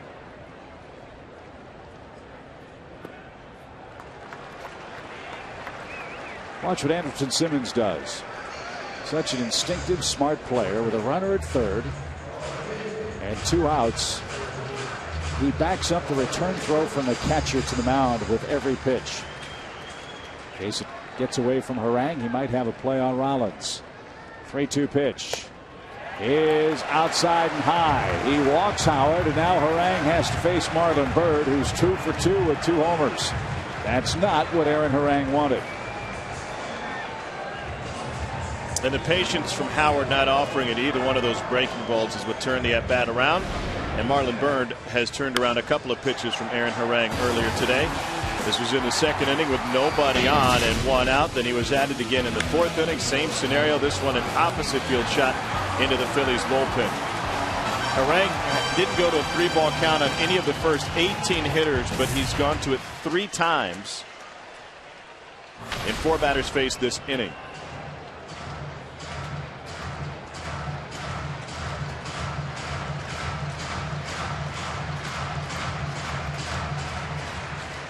Biggest spot in the game for Harang. 2 on, 2 out, 1 run, Atlanta lead.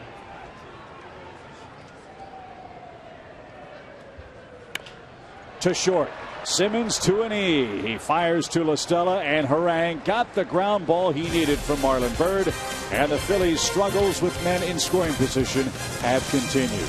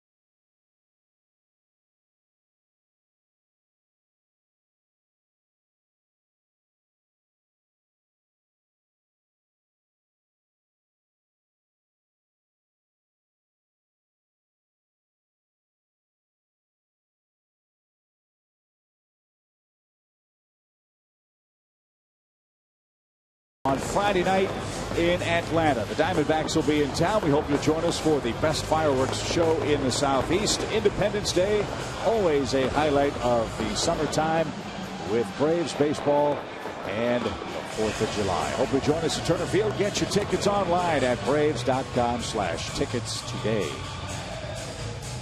The end of the line has come for David Buchanan. He'll give way to right-hander Justin DeFreitas. Buchanan went 5 innings of 5 hit, 5 walk, 3-run baseball. And DeFreitas will have the lower portion, Tom, of the Atlanta order to tangle with here in the 6th. DeFreitas made his first opening day roster this season. Went back down to AAA after being with the big club for a couple of weeks. And since his return, he's been great. In fact, since May 26th, he came back on the 25th. Appeared the next day, and he's riding a career best 16-inning scoreless streak since that point. Ranks 3rd longest in Major League Baseball. He's only appeared once against the Braves this season. Owns a .96 ERA in 10 career appearances against Atlanta. If there has been a positive thing about the Phillies club this year, it's their bullpen. That's been great. After a bad start, mind you, but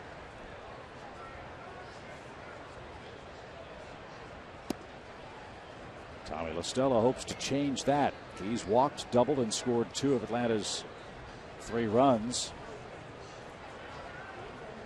And DeFreitas has been great against lefties. They're hitting just .135 against him. And that's over the last year. That's since July of last season.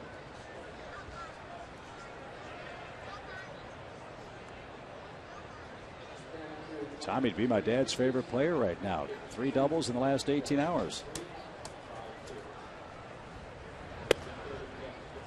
strike. 2-1. It's noted in my ledger.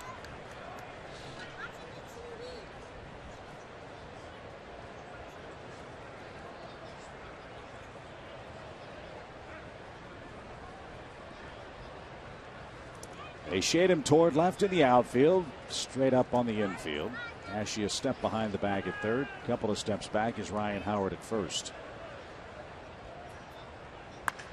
And right at Utley, who kept it in front and makes the play for the first out. Wonder what lasting impact this series is going to have on Tommy La Stella over the course of this season and as we approach, just past the midway point now of his rookie year. I think probably the confidence that even after a slump, he can hit at this level and he can make adjustments at this level, which is obviously the most important part. Yeah, Joe's talked about that an awful lot. As hard as it is to get to the major leagues, it's Joe's belief, and I agree with him 100%, that it's much harder to stay here. And making those adjustments and dealing with the adversity of which you just spoke is, I would imagine, the biggest part of the challenge for a young player.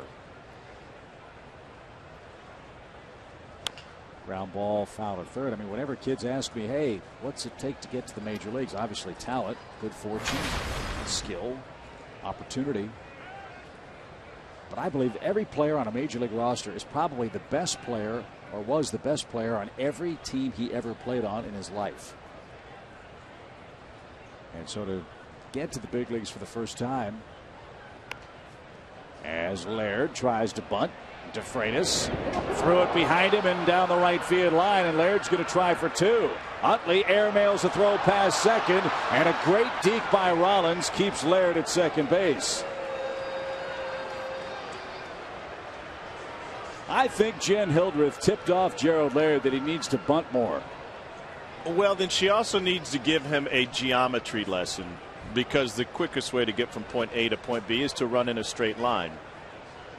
Gerald Laird left the batter's box and made about 3 different turns going down the line. I don't know if look how far he is on the grass. He's going to come a little bit closer and then able to make the turn. There's a bunt single for Gerald Laird.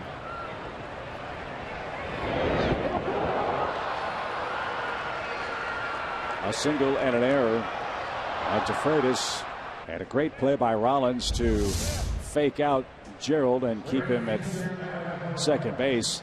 And I'm guessing Ryan Sandberg, Tom, saw the same replay you did and may be asking for help as to whether or not Laird was outside the baseline. Well, he was way outside the base path, the baseline that he, especially the one that he had established.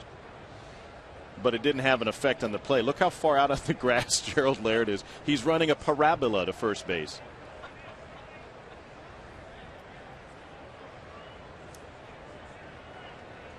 Parabola? Yeah. That was nearly a Tootland.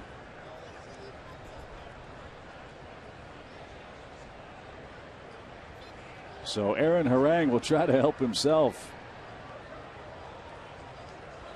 What if Laird would have been thrown out at second after a bunt single?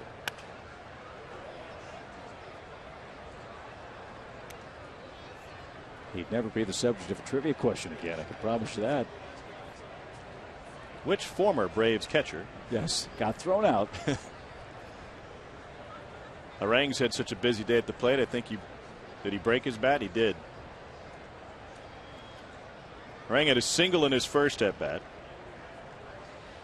Got down a decent bunt in his second trip to the plate, but with Laird at second that time, Gerald couldn't beat the throw.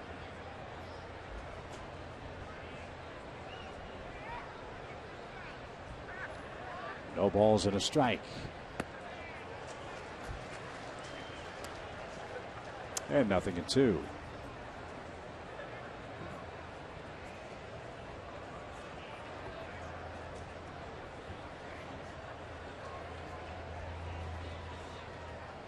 Three-2 Braves, 2 runs in the second, a single run in the fourth. Marlon Bird's hit a couple of homers for the Phillies. And that's taken low. A ball and 2 strikes.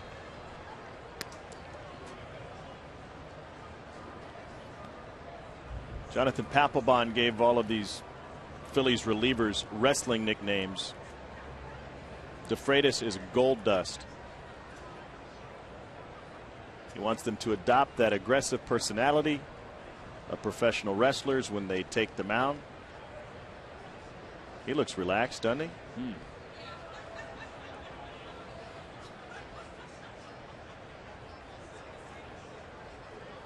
Gold Dust's signature move was the bionic elbow. I don't know if that's what you want your signature move to be as a relief pitcher. Well, you kind of hope it would be. Well, if it was surgically repaired, perhaps. Or not. I mean, so that it holds up, right? I see your angle. What was his nickname? Did he have one for himself? Yeah, he's Ric Flair. Oh, shocker. Harang pops one up deep short. Brown comes in. Rollins goes out. It's Dominic with the play. And Harang is the second out. Time for our AT&T Uverse trivia question. Over the last 9 years, Ryan Howard has the most homers among current National League players, and Dan Uggla has the 3rd most. Who is second? So Howard's first, Uggla's third. Who's second in homers over the last 9 years?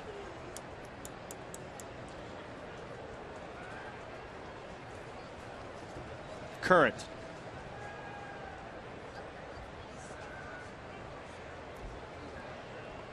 Current and National League. So it's not somebody who started in our league and is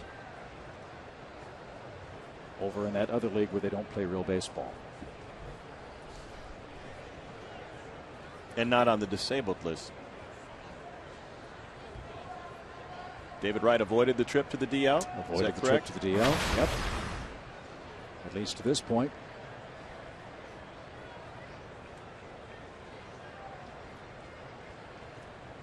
Let's see if Upton can add to what's been a good day so far.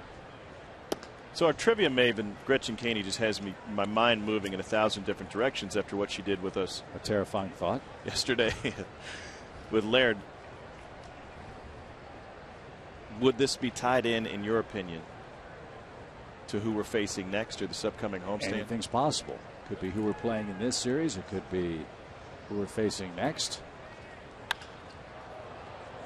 It could be somebody who hit a lot of home runs against John Smoltz. Who knows? It could be, anything. We may need to name a Met. Well, you said David Wright. I mean, is that your first guess? I'm working through it right now. Tulowitzki, Morneau, Kadire, Adrian Gonzalez, Andy Ramirez, Aramis Ramirez. Going through the leagues. Matt Holliday. 9 years? 9 years.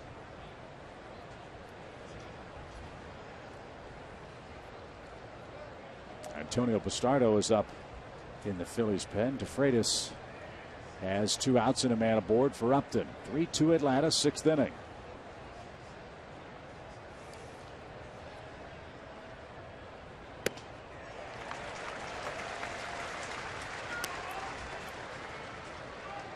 Freddie Gonzalez talked after the 4-game split in Washington and then the loss on getaway day in Houston that baseball is a funny game. If the results would have been flipped on the calendar, he would have left town feeling much better about his team and the series. Still come in here and win a series, but to get a sweep would mean so much more and get this team back home riding high. Always want to travel with a victory under your belt. The point being, in Washington, the Braves won the first 2 games. That's when you get greedy. Say, all right, let's win today. Let's win the last 2. Sweep these guys. Keep your foot on their neck, right? Yeah. And conversely, if you lose the first 2, well, you puff your chest out and say, all right, we did a great job to come back and split the series and move on to the next city. But Doug Fister was awfully good in Game 3. And the Braves couldn't get it done in Game 4. They made up for it with 2 out of 3 against the Astros. They've won the first 3 handily against the Phillies and are leading again today.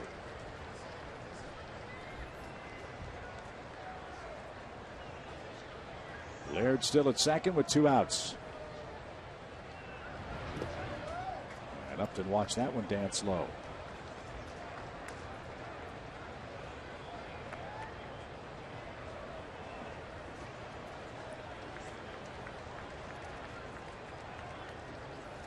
Ramiro Pena, a spot start at third base for Chris Johnson today.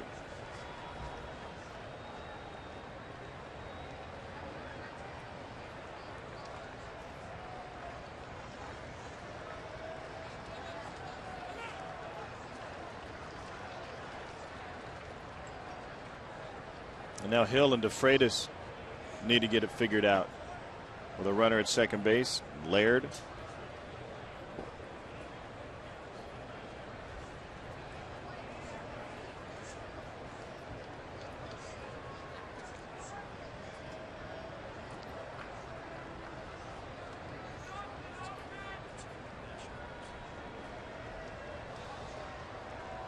Here comes the payoff for B.J. Upton, and he chased it and didn't get it. It was tipped into the glove of Hill. Upton thought it hit the dirt, but Ted Barrett and the first base umpire, Will Little, agreed it was caught by Coy Hill on the fly. Upton continues to plead his case, but gets no satisfaction as Gerald Laird is left stranded in the Atlanta 6th. Even Gerald Laird thought he saw a puff of smoke. Did he?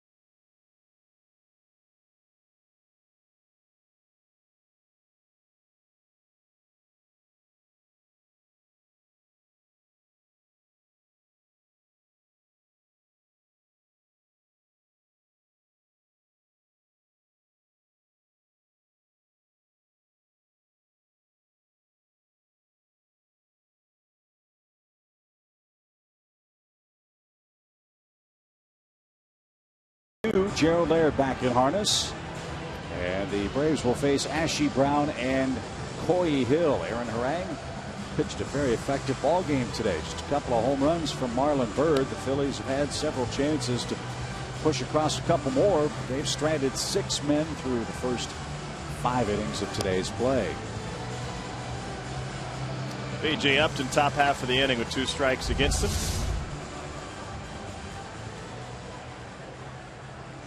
Got a piece of the ball, which in turn got a piece of the ground. And Gerald Laird was standing at second base, had a better view of it at that point than home plate umpire Ted Barrett did. And Gerald let Ted know on his way in and lobbied for the call, and then they had more of a conversation as Laird, that's his new nickname, Laird,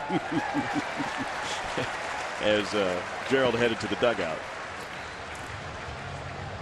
Base hit for Ashy to lead off the 6th. He represents the tying run. That's 9 Phillies hits today. 2 guys in particular have been tough for Harang to handle. Bird's got 2 hits. Marlon Brown has 2 hits, both from singles, however, for the Phillies left fielder. Jordan Walden threw 11 pitches last night in Game 2 of the doubleheader. This is a lineup which is loaded with lefties.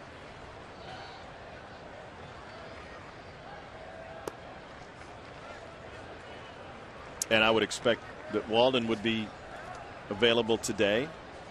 Luis Avilan just faced 1 batter in the first game of the doubleheader.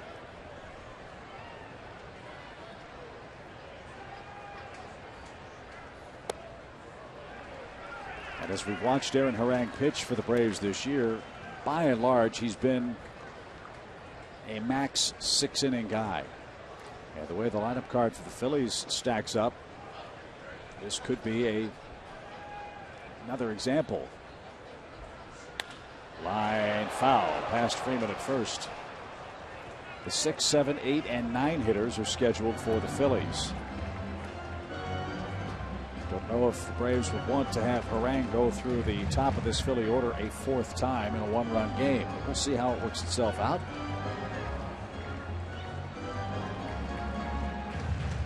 Freddie Gonzalez was asked about the bullpen situation.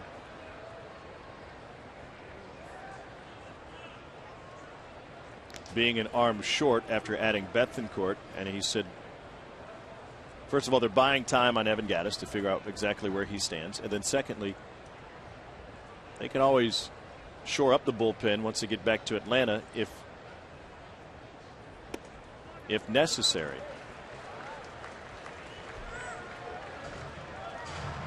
He said he plans on catching Bethancourt on a regular basis, giving him a regular meaning give him a day occasionally, but until Gattis returns it would be Laird out there more often than not.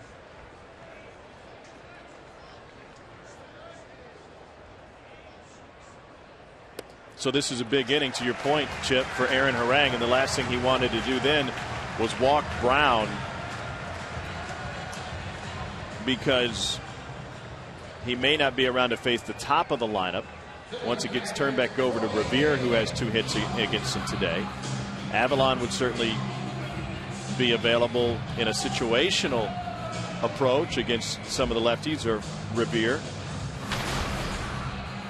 And then you'd prefer to save Walden in the 8th and Kimbrel if necessary in the 9th. David Carpenter still down at AAA.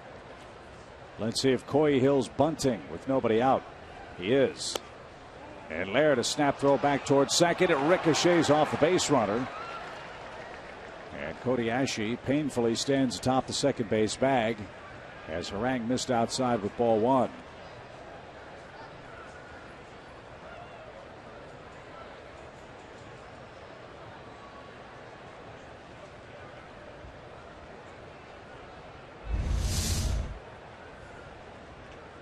This is an aggressive throw by Laird, an aggressive play right on the hip, but kind of like a pitcher having a great catcher behind the plate. You know, with a runner at third, we talk a lot about having a great defensive catcher, or a pitcher can bury his curveball or throw a slider in the dirt. Gerald Laird knows that with Andrelton Simmons taking the throw at second, it doesn't have to be perfect, and the odds of it kicking into center field are slim to none. Or you can just throw it right at the base runner. 1 ball, 1 strike. There's the bunt. It's hard back to the mound. Harang, the peg to third base, forces Ashe. So the Braves very happy about that. Hill bunted it too hard, and there's your first out of the inning.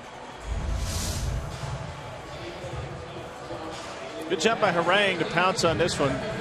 All 6, 7 of them. A ball that not only was it too hard, as you mentioned, Chip, but because of that, it almost nearly, would they come out 45 feet to Harang? 40 feet? Pretty easy play. And he was able to make it. Now Mayberry will pinch hit. This is where John has had a great season for the Phillies. He's 8 for 19 in a pinch with 3 homers and 11 RBIs. And he bats for DeFreitas, who went a scoreless inning with a hit and a strikeout.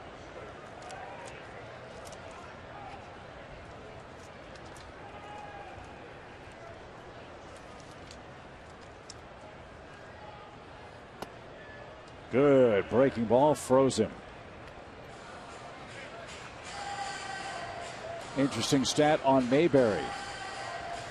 107 at bats this year. He has not hit into a double play. The Phillies have hit into just 38 of them.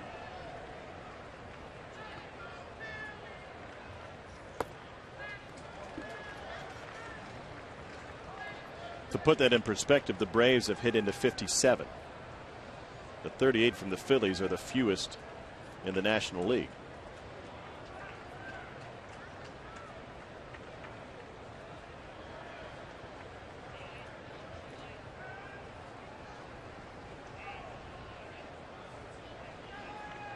One ball, one strike. Laird held it there, didn't get the call. That one pitch could be a difference maker for Aaron Harang. That really good fastball he used against Marlon Byrd to end the 5th inning, and he wanted to locate on the outer edge at 92, and it changes the dynamic of this at bat to one of the best pinch hitters in baseball.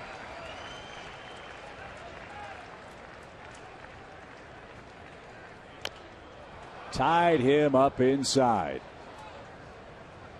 And Mayberry will walk that off. That was a fastball away. Previous pitch, and then this one ran in on the hands and then the knees.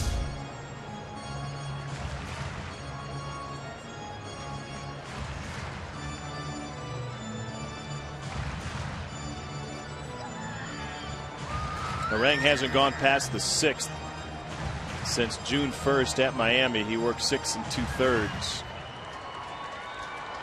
He's recorded 21 outs just once this season. That was back on April 18th against the Mets.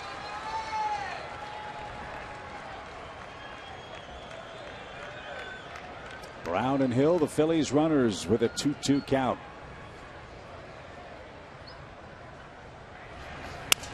Broken bat. Pena steps on the bag. Thrown to first. First double play hit into by Mayberry. Perfect timing for that. And Aaron Harang protects a 1-run lead. Timing is everything. And Pena starts an inning ending across the diamond, twin killing. Braves 3, Phillies 2. We head to the 7th.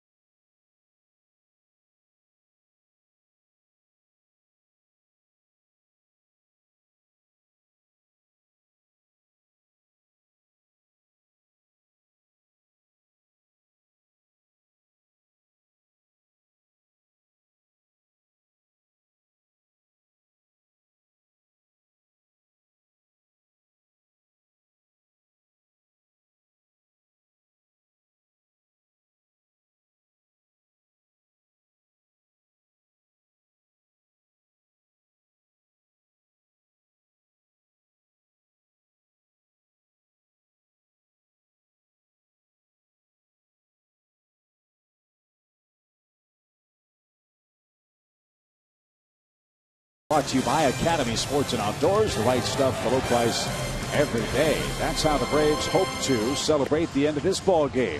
Arms upraised in triumph as they lead 3-2 and look for a 4-game sweep over the Phillies. Thank goodness. I thought you meant shirtless for a moment. There's Jake Diekman making his 38th appearance of the season. 2-2. He got slugged by the Braves pretty good when we were here in April. Dan Uggla hit a grand slam against him. He's been sensational against lefties. They're only hitting 154 against him since last July. And he has increased his strikeout rate big time. Strikes out better than 12 per 9 innings pitched.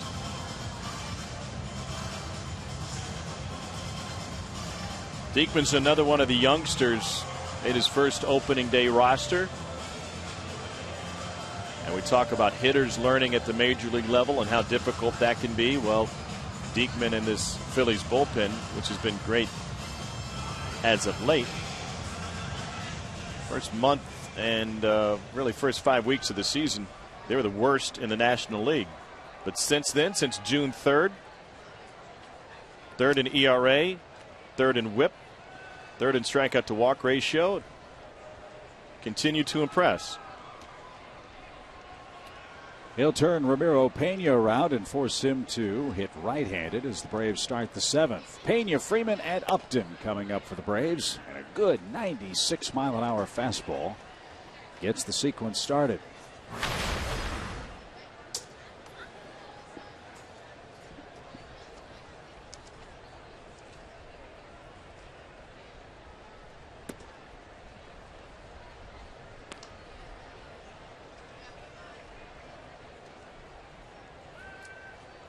Diekman's been a find for the Phillies. A 30th round pick in 2007. Opened some eyes in 2013. 45 games, 41 strikeouts in 38 1/3 innings. Did he play at Nebraska? He went to Wymore Southern High School in Nebraska and was a graduate of Cloud County Community College in Kansas.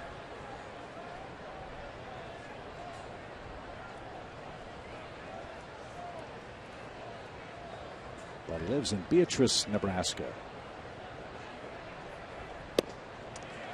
And he threw that one right on by for a full count. In this division, you better have somebody who can get left-hand hitters out.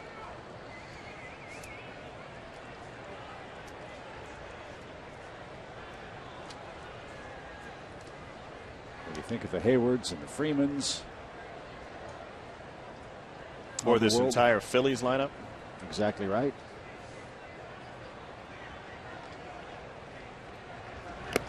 And Pena didn't get that one. He amped that one up to 98. That'll work. One out in the Braves' 7th. Pena's retired. Just straight heat, high heat from Diekman. Pena a little bit late for 98. So here's the lefty-lefty matchup. Freeman 1 for 3. And he takes low.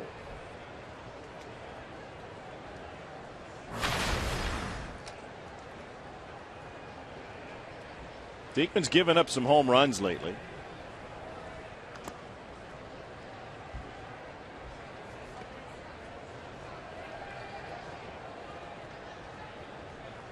Freddie homered to open this series.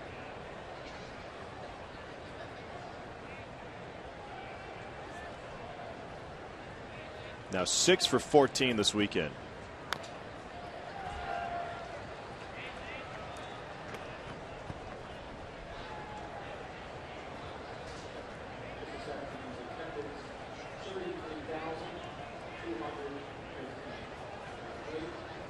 Good crowd today, 33,215. As Freddie didn't get that.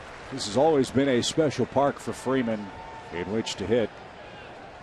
When he got to the big leagues in 2010, his first big league home run came here at the Bank Vault. And it was a mammoth home run. We talked earlier about Roy Halladay. What a great career he had with Toronto and the Phillies. Well, it was Roy Halladay that gave up that home run. It was a solo pinch hit homer.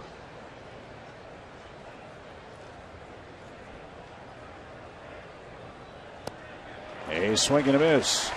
Good pitch from a hard-throwing left-hander. A sweeping slider gets Freeman for the second out. Yeah, and that was after Diekman was pounding him low with those fastballs in the upper 90s. He comes out of his hand, may look exactly like that fastball to Freddie, and runs away from the lefty.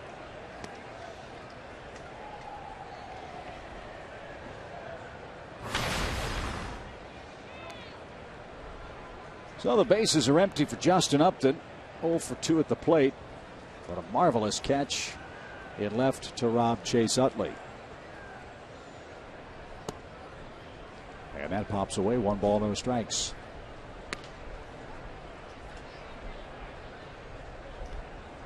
You don't want to flirt with the bottom half of the strike zone against Justin Upton, do you? Nope. Doesn't matter if it's 98. Good pitch.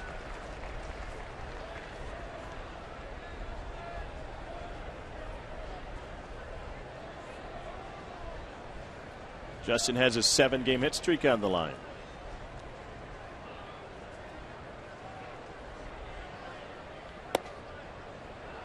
And to paraphrase the great Hall of Famer Billy Williams, great Chicago Cub, pitch it low, watch it go.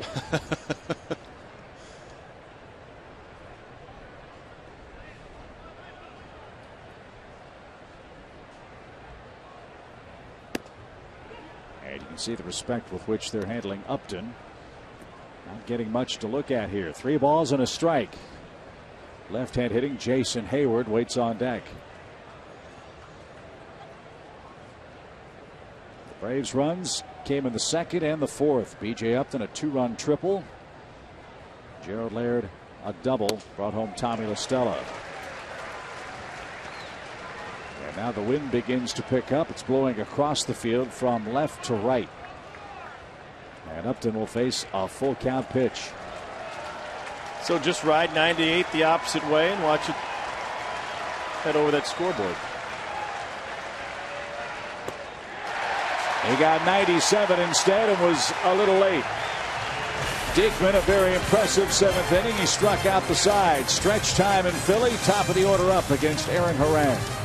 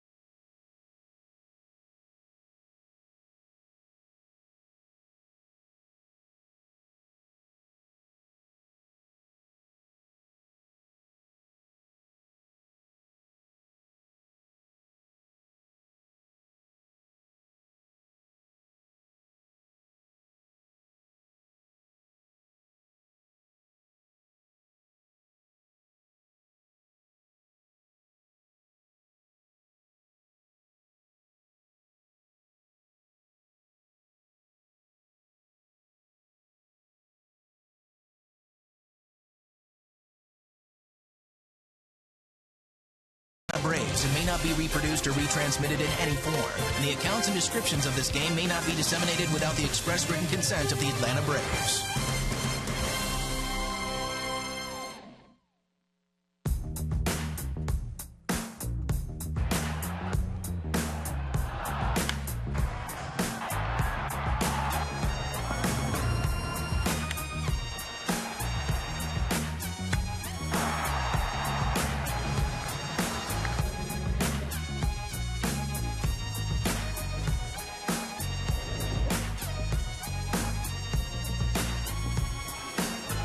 The 9-game flex plan is a great way to catch the Braves all season long. Choose any 9 games you want and save $7 per ticket off the gate price. To purchase your 9-game flex plan today, visit Braves.com/flex or call 404-577-9100.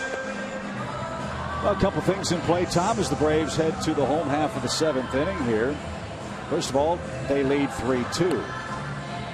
Secondly, Aaron Harang's going to go back to the mound for Atlanta and face the top of the Phillies order. Aaron Harang's highest innings pitched total in a single game in the month of June is 6 2/3. That came against the Marlins down in Miami. The last time Aaron Harang went as deep as 7 complete innings for the Braves this year was April 18th when he threw 7 no-hit innings at the Mets in New York. So I wonder if the bullpen situation here is impacting how Freddie Gonzalez wants to manage this, along with Roger McDowell and Aaron Harang going into the 7th. The top 2 hitters here, Revere and Rollins, are combined 3 for 6 against Harang today. And the danger there doesn't just lie in Revere and Rollins, it lies in the 2 guys behind him, Utley and Howard. If Aaron Harang has any trouble at all, the Braves bullpen is now working. And the key to the inning might be this man, Ben Revere. He's got 2 hits, both singles. He's also been thrown out trying to steal. This guy puts the ball in play. That's a fact. And he's 3rd in the National League with a 67% ground ball rate, which means broken bat, little pop. Pena is there, and he'll fly in front of Andrelton Simmons, and he makes the play for the first out. As I was saying, which means he's going to hit a little flare. But the point of the story with Revere is, since he's going to put it in play and he doesn't see a lot of pitches, that's going to help Harang here. Look at that, sawed off. There was only room for one hand on the handle of that bat after it got sliced by Harang. Good range by Ramiro Pena. You've got a shortstop in Pena playing 3rd base today, which means more range on the left side for Pena. And I've talked to Andrelton Simmons about this before. It allows him to position himself differently up the middle, and that helps everybody.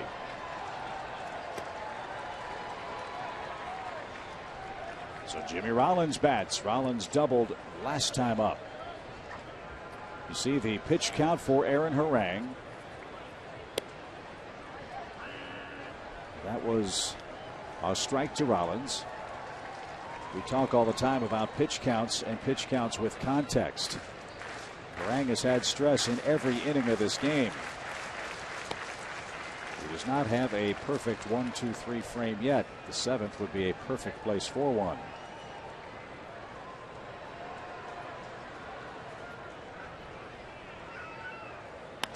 And Rollins serves one into shallow center, and that's going to drop out of reach of Andrelton Simmons. So Jimmy Rollins has a 2-hit game, and he's a threat to run with Chase Utley coming up.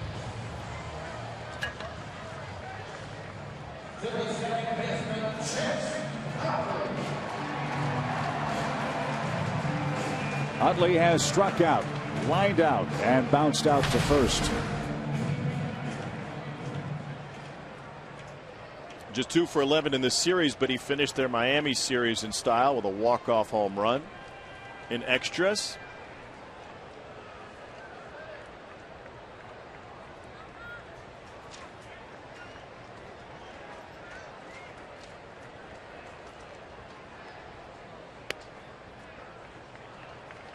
Utley didn't offer that pitch too high. 1 ball, no strikes.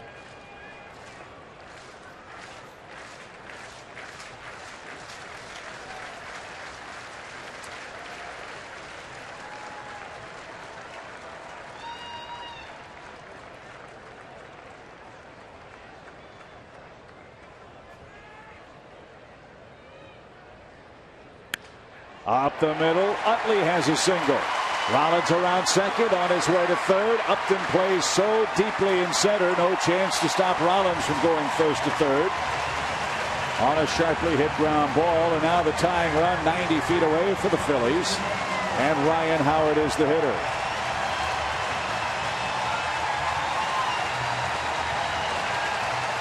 The rookie Simmons seems to be ready.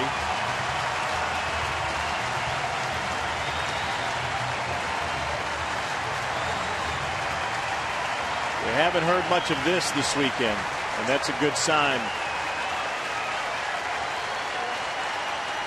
Another opportunity for Ryan Howard. 97th trip to the plate with runners in scoring position, and tip of the cap for Utley.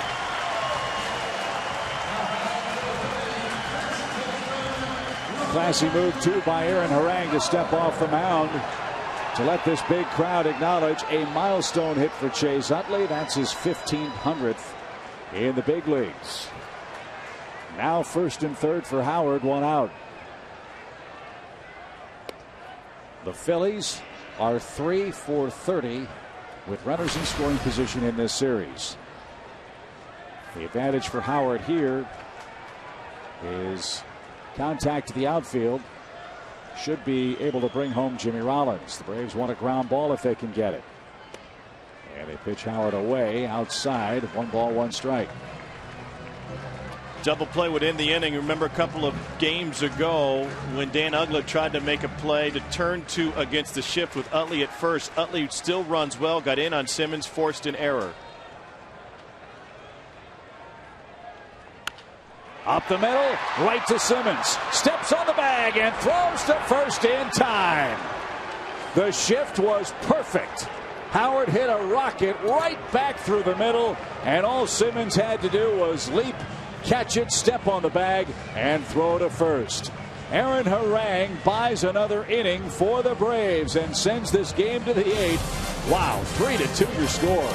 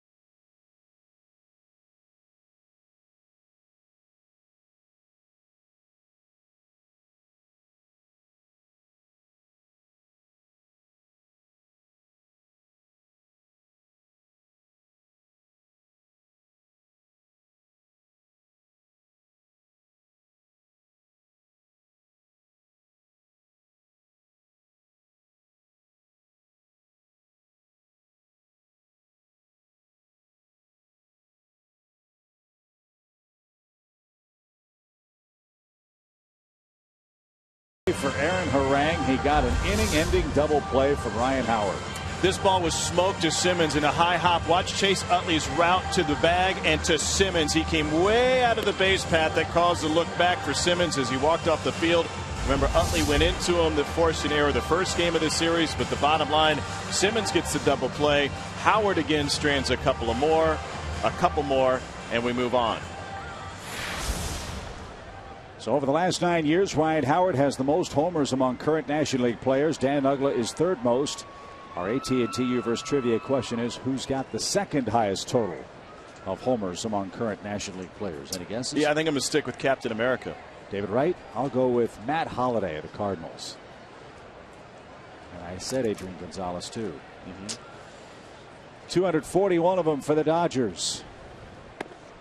You promised me going into this weekend when it came to trivia that Glavin would text us answers every day.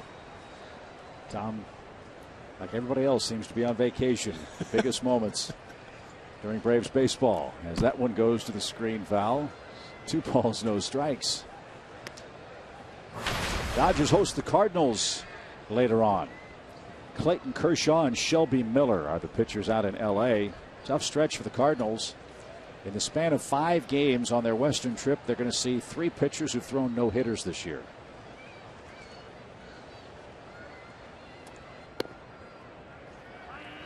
Beckett, Kershaw, and Tim Lincecum of the Giants. And St. Louis, as you'd expect on their trip, not scoring many runs. 3's been enough for Atlanta today. They lead the Phillies 3-2 despite being out hit 11-6.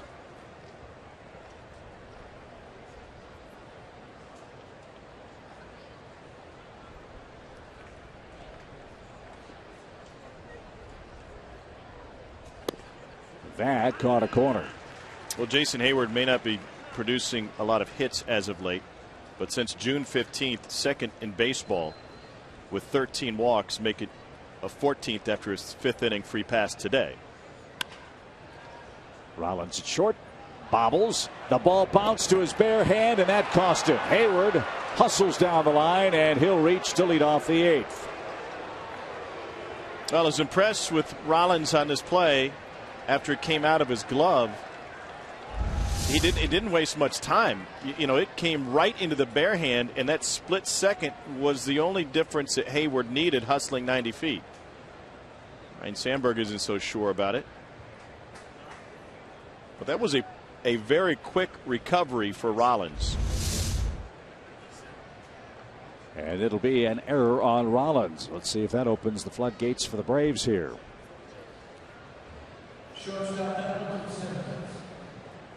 So 2 errors on the Phillies today, one by the pitcher Buchanan, you'll recall. I take that back. That was against DeFreitas. And now one by Jimmy Rollins. That brings up Andrelton Simmons, who's 0 for 3.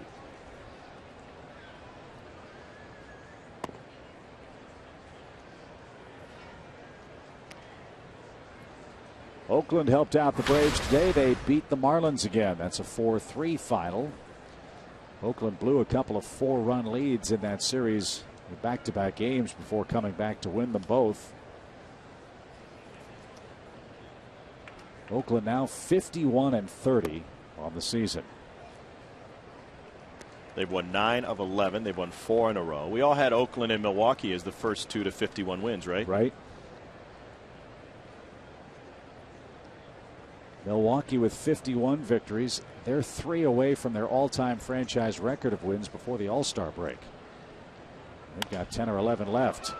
Simmons with some satisfaction. He shoots one over Utley's head into shallow right field. Then after the error, Simmons singles. And now the Braves are in business with 2 on and nobody out.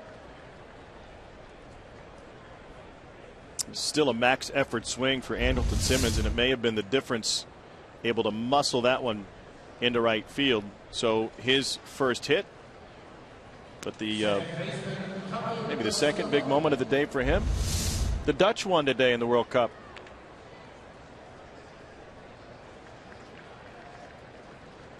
They were trailing 1-0 to Mexico in the 88th minute and scored the game tying goal and the game winning goal in extra time.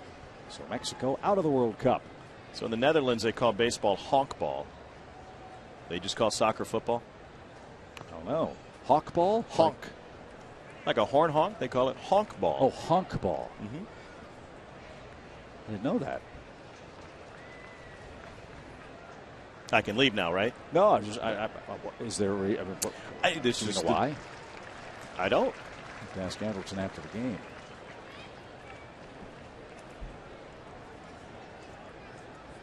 I think probably in Curacao they just call it baseball. Or Andrew Jones's game. Yeah, or pretty soon Andrelton Simmons. No balls and a strike for Tommy La Stella, who bunts, and it is foul and out of play. 0-2. Orange, you glad you brought the subject up? As we continue here in Philly. Joe Simpson will be back with us tomorrow night. I'll speak for Joe. I'm sure he's very appreciative and grateful for all of your thoughts and prayers and well wishes as he comes back from Achilles tendon surgery. He'll be ready to go tomorrow night. When the Braves and Mets hook up, Alex Wood and Zach Wheeler will face off at 7:10 first pitch. And my thanks to John Smoltz and Paul Bird and Tom for taking time out of their busy schedule to babysit me during the road trip. I just wanted an opportunity to teach you about honk ball. They literally translated baseball to Dutch. So honk, base. Huh. Slowly hit toward Rollins, and Simmons couldn't break it up. You know, he was thinking about going in hard if Chase Utley handled that throw, but he slid short of the bag. It's double play. And moving to third is Jason Hayward now with 2 outs. So LaStella couldn't bunt them over and is doubled up.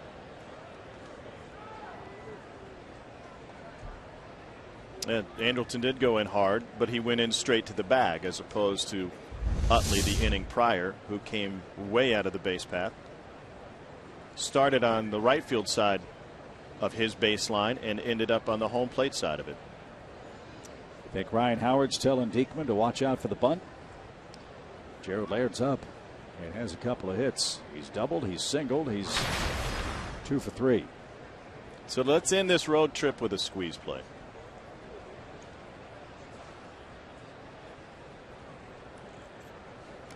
We were wondering about this Phillies bullpen and it's the success that they've had statistically for a team that's in last place in the East. Is it put into proper context? They're 9 games under 500. Is this bullpen putting up good numbers because they're pitching in games where their team is trailing, or are they really as good as their numbers indicate? Well, this is as high leverage as you get in a 1-run game with still plenty to be decided.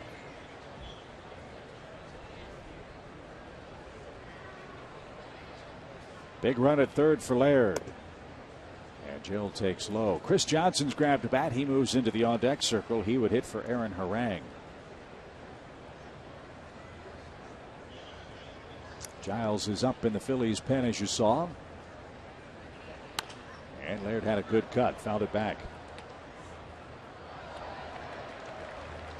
Braves are trying to finish off the Phillies and wrap up an 8-3 road trip. Split 4 with Washington, took 2 out of 3 from Houston. They've won the first 3 here against the Phils.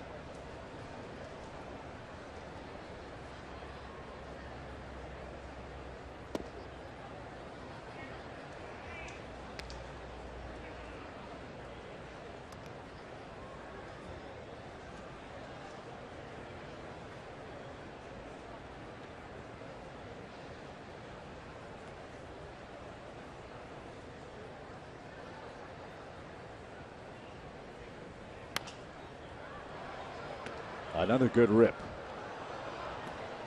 And 2-2.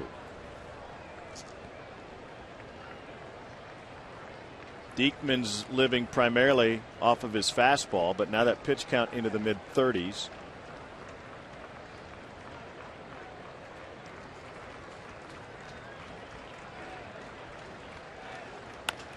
Up the middle, Rollins fields that one cleanly and makes the peg to first in time. And that will retire the side. The Braves couldn't bunt. That might have cost them a run, maybe more than that. But the Braves still lead 3-2. Home 8 coming up.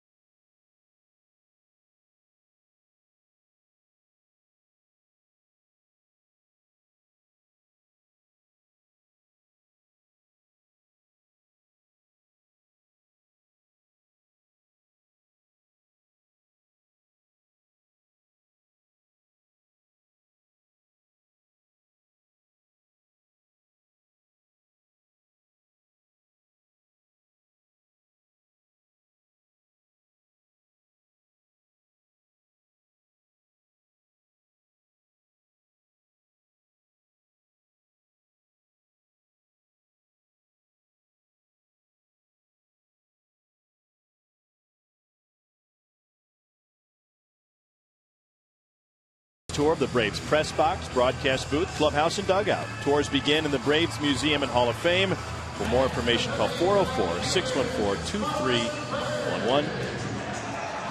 Every press box tour is punctuated with a view of Kevin McAlpin in his working conditions. Here's Shea Simmons' 16th appearance for the rookie out of Southeast Missouri State University. 11 strikeouts to just 2 walks.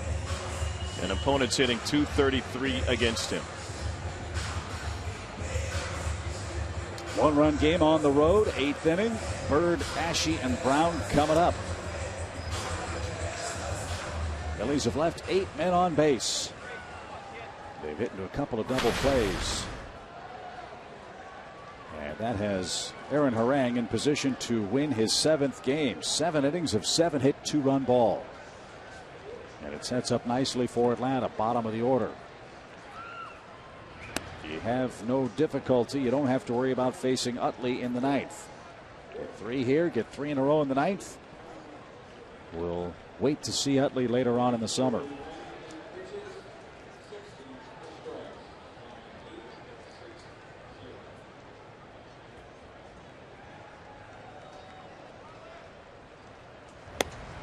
Right on by Marlon Byrd. Ramiro Pena at third base is guarding the line, and we spoke about his range earlier in this game.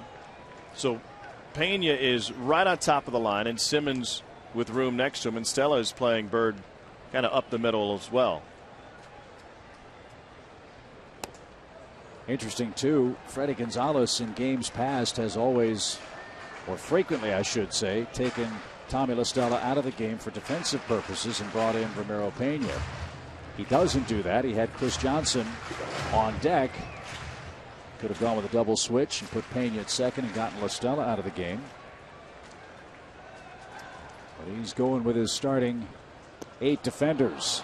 Maybe because he doesn't think there's going to be much contact. If they swing at sliders like that, there won't be. Bird's out number 1. Simmons has an electric fastball, and that makes this pitch so much more effective. I haven't asked him if it's a more of a slider than a curveball, but it almost looks, with the power on that pitch, like Craig Kimbrell's spiked curveball. Cody Ashe's the hitter and sprays one foul at third. But as hard as they throw, it has slider velocity if it's a curveball. Yeah, that's a good point. But they are considered to be 2 very different pitches.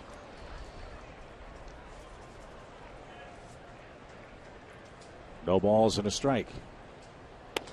And we just saw, sorry Chip, we just saw somebody from the Astros who's working on a slurve this last series.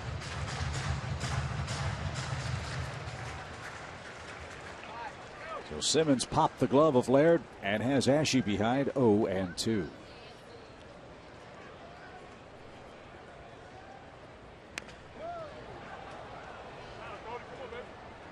And that's into the seats foul.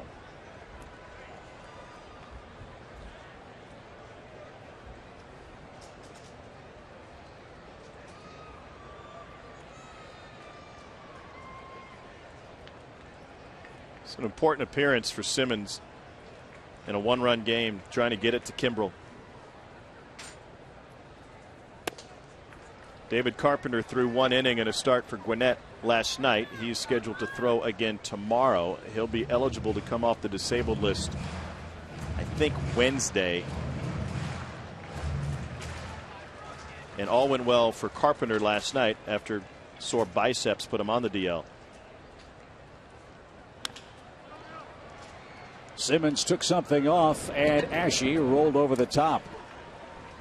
A 4-3 put out as the Phillies down to their final out in the 8th inning. Quick look at our Academy Sports and Outdoors leaderboard. Tom, the Braves the last 2 series doing exactly what you hoped they would.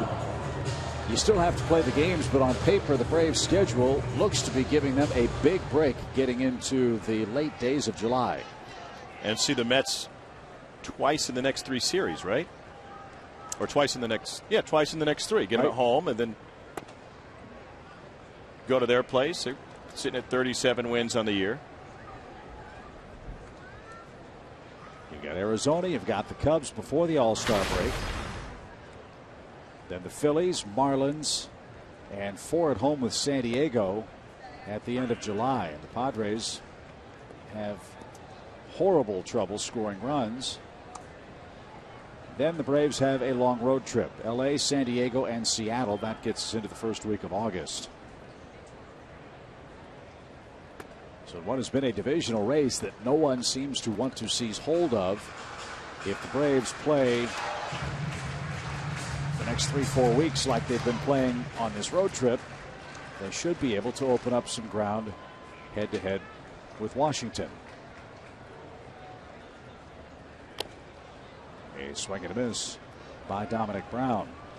In fact, it's Washington that we'll see on August the 8th. That's the first team back after that long West Coast road trip for the Braves. And the mood last night after the Nats swept their doubleheader in Chicago and the Braves swept it here was, it's on. Okay, the race is on. A little squibber toward third that's going to roll foul. I mean, if you sweep a doubleheader, you usually expect we're going to gain at least a half game today. But the Nationals were able to match the Braves for wins. They are off today. Freddie Gonzalez's club.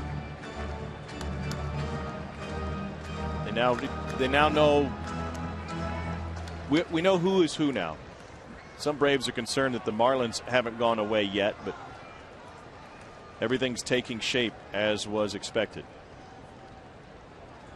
Marlins are now 4 under 500. Andrew Haney started and lost today as Simmons struck out Brown on a wicket-breaking ball, and he works a perfect 8th inning for Atlanta. Braves look for some insurance as we head to the 9th. It's still 3-2.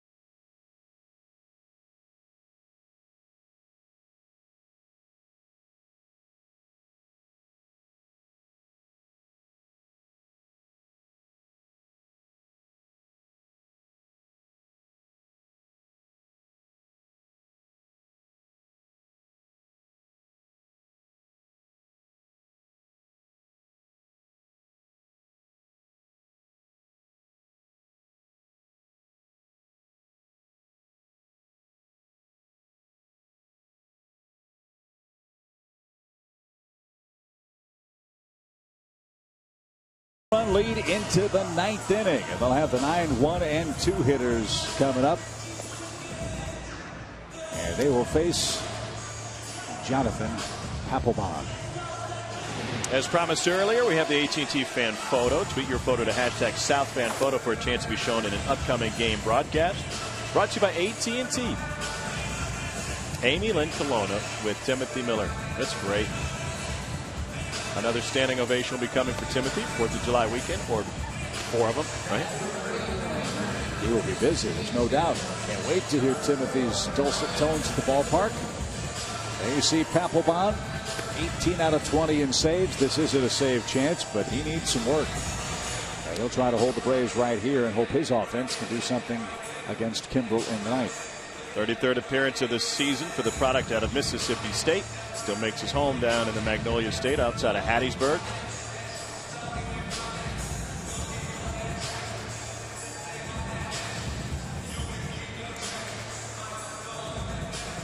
Ryan Doman had a good night last night. Couple of hits, couple runs, an RBI, and a strikeout. And here's one of those hits.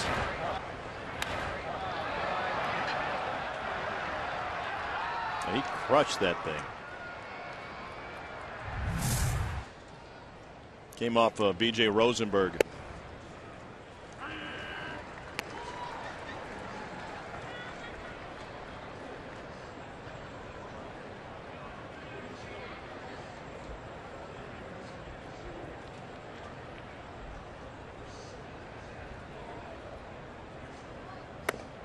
Way high from Papelbon, a ball and a strike. This Papelbon might be an attractive commodity should someone be looking for a closer. Another Phillies contracted player with big dollars owed him. I think he's a $13 million a year guy. But if that's the missing piece, well, as the Phillies did, sometimes you have to swallow hard and pull the trigger to try to win a title. And Papelbon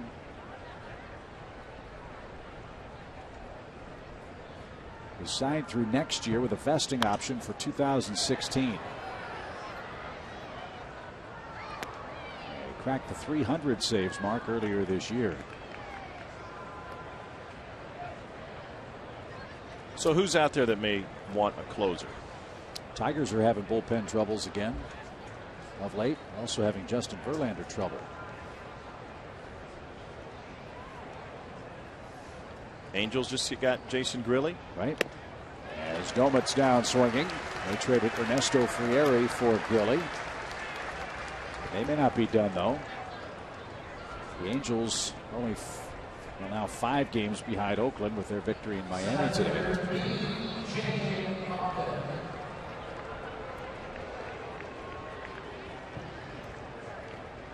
One out for the top of the order, B.J. Upton. B.J.'s 1 for 3 with a 2-run triple in the second.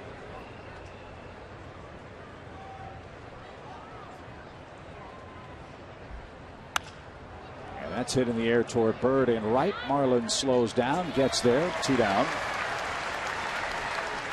And Ramiro Pena will be the batter. You mentioned as the Braves get closer to the trade deadline that Frank Wren was quoted a couple of weeks ago as saying that the bullpen is a spot where they'd like to find some help. The way Shea Simmons has pitched, in my mind, has almost been like you've acquired an extra arm. He's been a big surprise to me. We knew he threw hard. We knew that he had gotten the job done at the lower levels, but to come in and produce as he has at the major league level has been a very pleasant surprise. And when pitching well and all healthy, you'll think about these 5 names in no particular order in your bullpen. Kimbrel, Shea Simmons, Carpenter, Avilan, Walden. Not too shabby. No.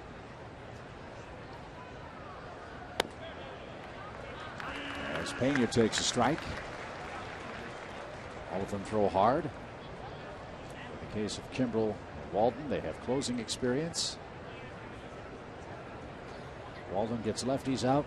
Avilan is left-handed.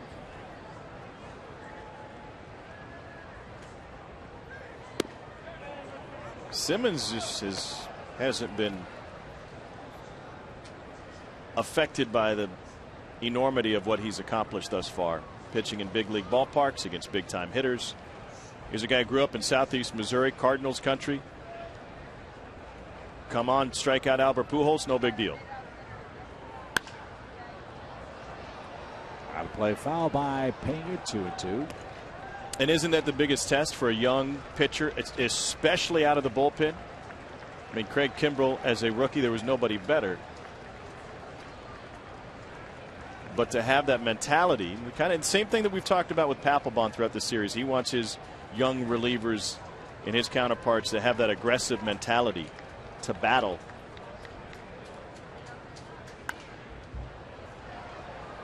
Jim Hendry, the former general manager of the Cubs, used to always say about young players, you can draft them, you can develop them, you can follow them, you can get them to the big leagues. but you never really know until you see the look in their eyes when there's that third or fourth deck on the stadium.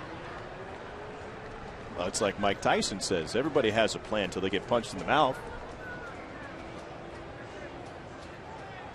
2 balls, 2 strikes. And that's outside. Papelbon wanted Pena to nibble, and he didn't.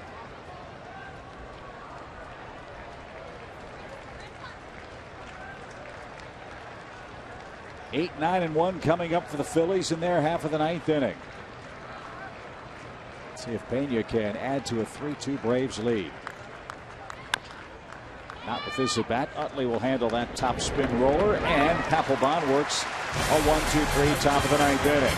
Hill, the pitcher spot, and Ben Revere coming up versus Craig Kimbrell next.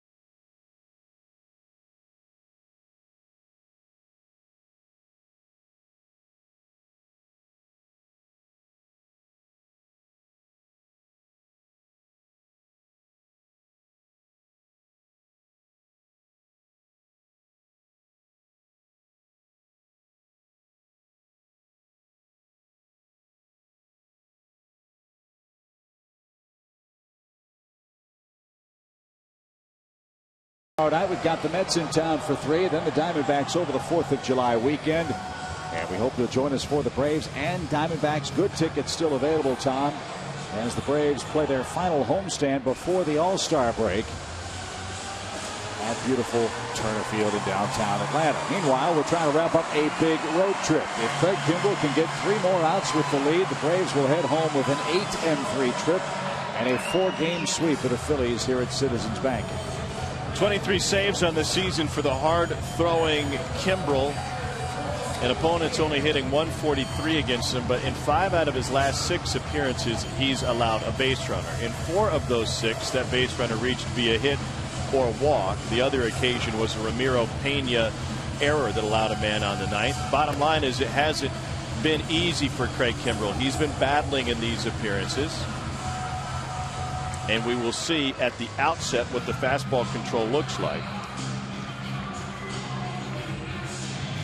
First game of this series, he walked Marlon Byrd to start the 9th inning on 4 fastballs that were all roughly shoulder high. There are a couple of parks in the National League that are just nightmarish for pitchers to protect 1-run leads. This qualifies as one of them because of that short porch in left. So the slimmest of margins for Kimbrell, who looks for his 4th save on the road trip. He saved 1, blew a save in Washington, saved 1 game in Houston, and looks for his 2nd save in as many chances against the Phillies. I'll take that first pitch as a sign of a good start. Located fastball at 97 miles an hour.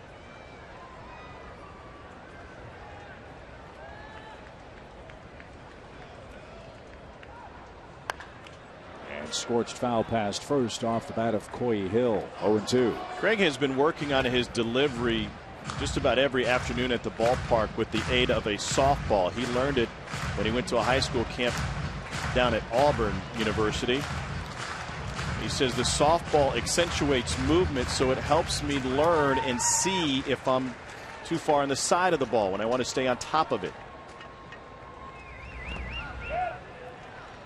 At the camp, he noted they were using it to teach curveballs and show the movement of a curveball. So if you've ever messed around and thrown a curveball with a softball, you know that you're not throwing it as hard, but it breaks a lot more. So therefore, when he plays catch from roughly 60 feet with this softball, if his hand is too far on the side of the ball, it will tail and it will move, and he wants it to be straighter. He wants to be on top of the baseball. Nice teaching tool. Little low. You don't want to walk people late in this park. That's rule number 1. Hill's put the ball in play 3 times. He's 1 for 3. And this is the pitch Kimbrel would like action.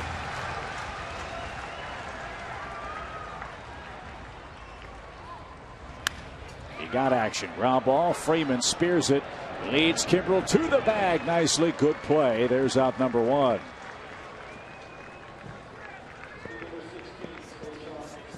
Cesar Hernandez will pinch hit. First out, the most important out for Craig Kimbrel. Well, until you get to the last one. Good glove work by Freddie Freeman. Off the line and with the backhand, and Kimbrel wins the race to the bag. Laird with a quick word, maybe a quick scattering report on Hernandez.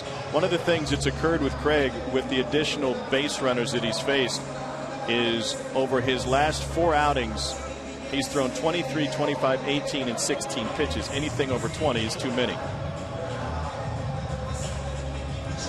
So we got Coy Hill with 5. Now he'll try to conquer Cesar Hernandez. And that's downstairs, ball 1. Mets are losing 5-2 in the 9th. We'll see them tomorrow night. It'll be a race from the Keystone State to Atlanta by the Braves and New York. Marlins lost 4-3 earlier. Washington idle today, believe it or not. Fly ball, softly hit, shallow left. On comes Justin Upton. He's got it, and there's the second out.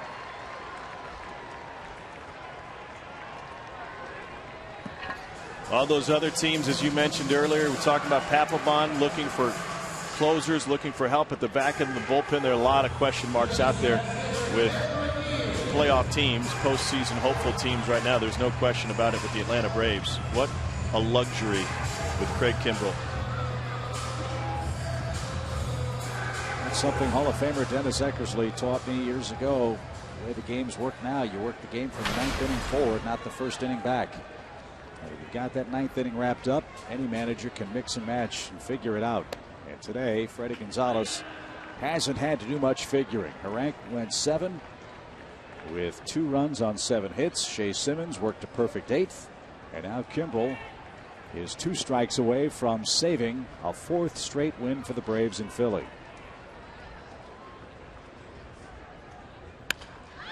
And it'll have to wait a bit. Revere took that one right back through the box. A 2-out single for Revere, and now you got to worry about Rollins with a man aboard. And Revere's going to put the ball in play. The question is, which pitch will you give him an opportunity to put in play? That fastball was running. It had good movement, but it just so happened to run into the barrel of Revere's bat. So with 2 outs, a good leadoff man with great speed is on base. Remember, Laird threw Revere out in the 1st inning, attempting what would have been his 24th stolen base. Be careful with Rollins. 2 for 4, a single, a double. He's hit 8 homers.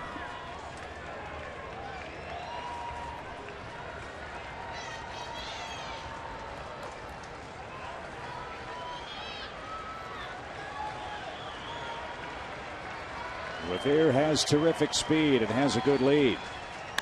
Rollins jumps on the first pitch. That's in the air to center. That'll get down in front of Upton. The Phillies have him 1st and 3rd. Back-to-back hits on back-to-back pitches. And now what we feared has come to pass. Now you do have to face Chase Utley with the game on the line.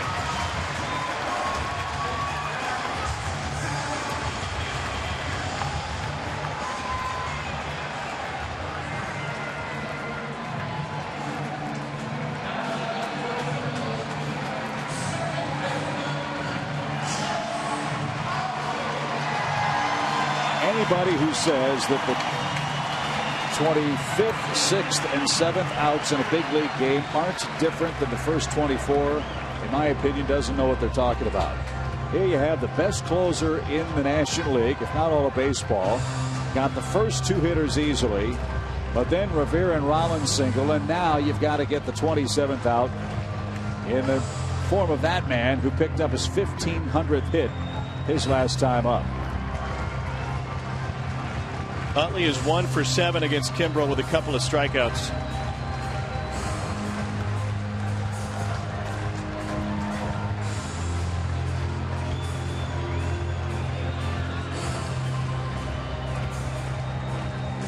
So buckle up, Braves country. 1st and 3rd. The Phillies do not have a hit today with a runner in scoring position. They're 0 for 6.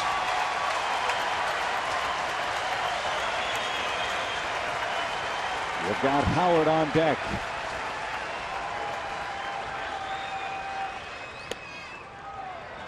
Breaking ball, and Utley took it.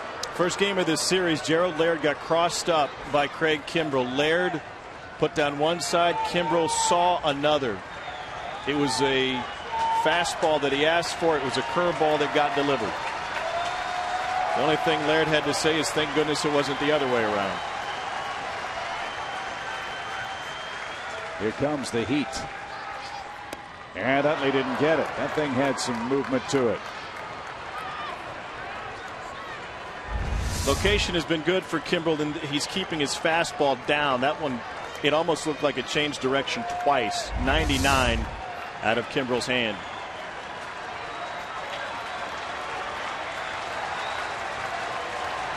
So he can throw whatever he wants to Utley ahead 0-2. Laird's got to block it if it's in the dirt with Revere at third base. The runner at first, Rollins, goes, and Utley sprays it foul.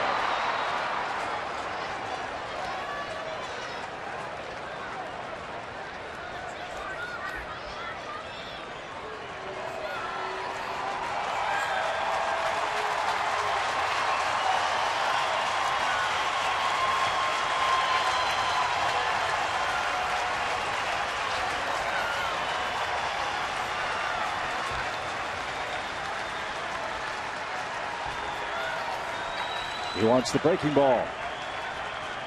On a 0-2 count, Rollins runs, and it is in the dirt. Laird smothered it. Rollins takes second. That is an important play. For now, a hit could win the game for the Phillies.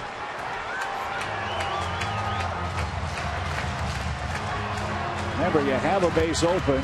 If you don't feel like you like Utley, you could go after Ryan Howard. His run doesn't mean anything. The man at third could tie it. The man at second could win it. Laird may have just told Kimbrel that, in essence, we're going to throw him another curveball, but throw it under the plate. Bore it into the dirt. Don't give him a chance to hit it.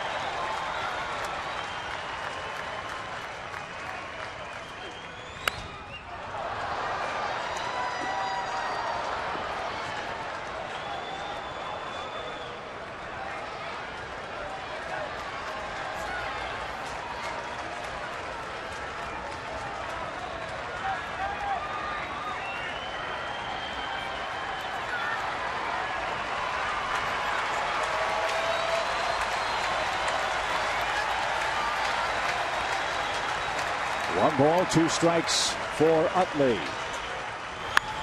Popped him up. Hayward in shallow right. Calls off La Stella. And Jason's got it. And the Braves have swept the Phillies. A 4-game sweep for Atlanta. 17 years to the day since they did that to Philadelphia. And the Braves will head back to Atlanta with an 8-3 road trip. And they're a half game ahead of Washington now in the National League East. A 3-2 thriller at the Bank Vault. Tom and I will recap it for you right after this.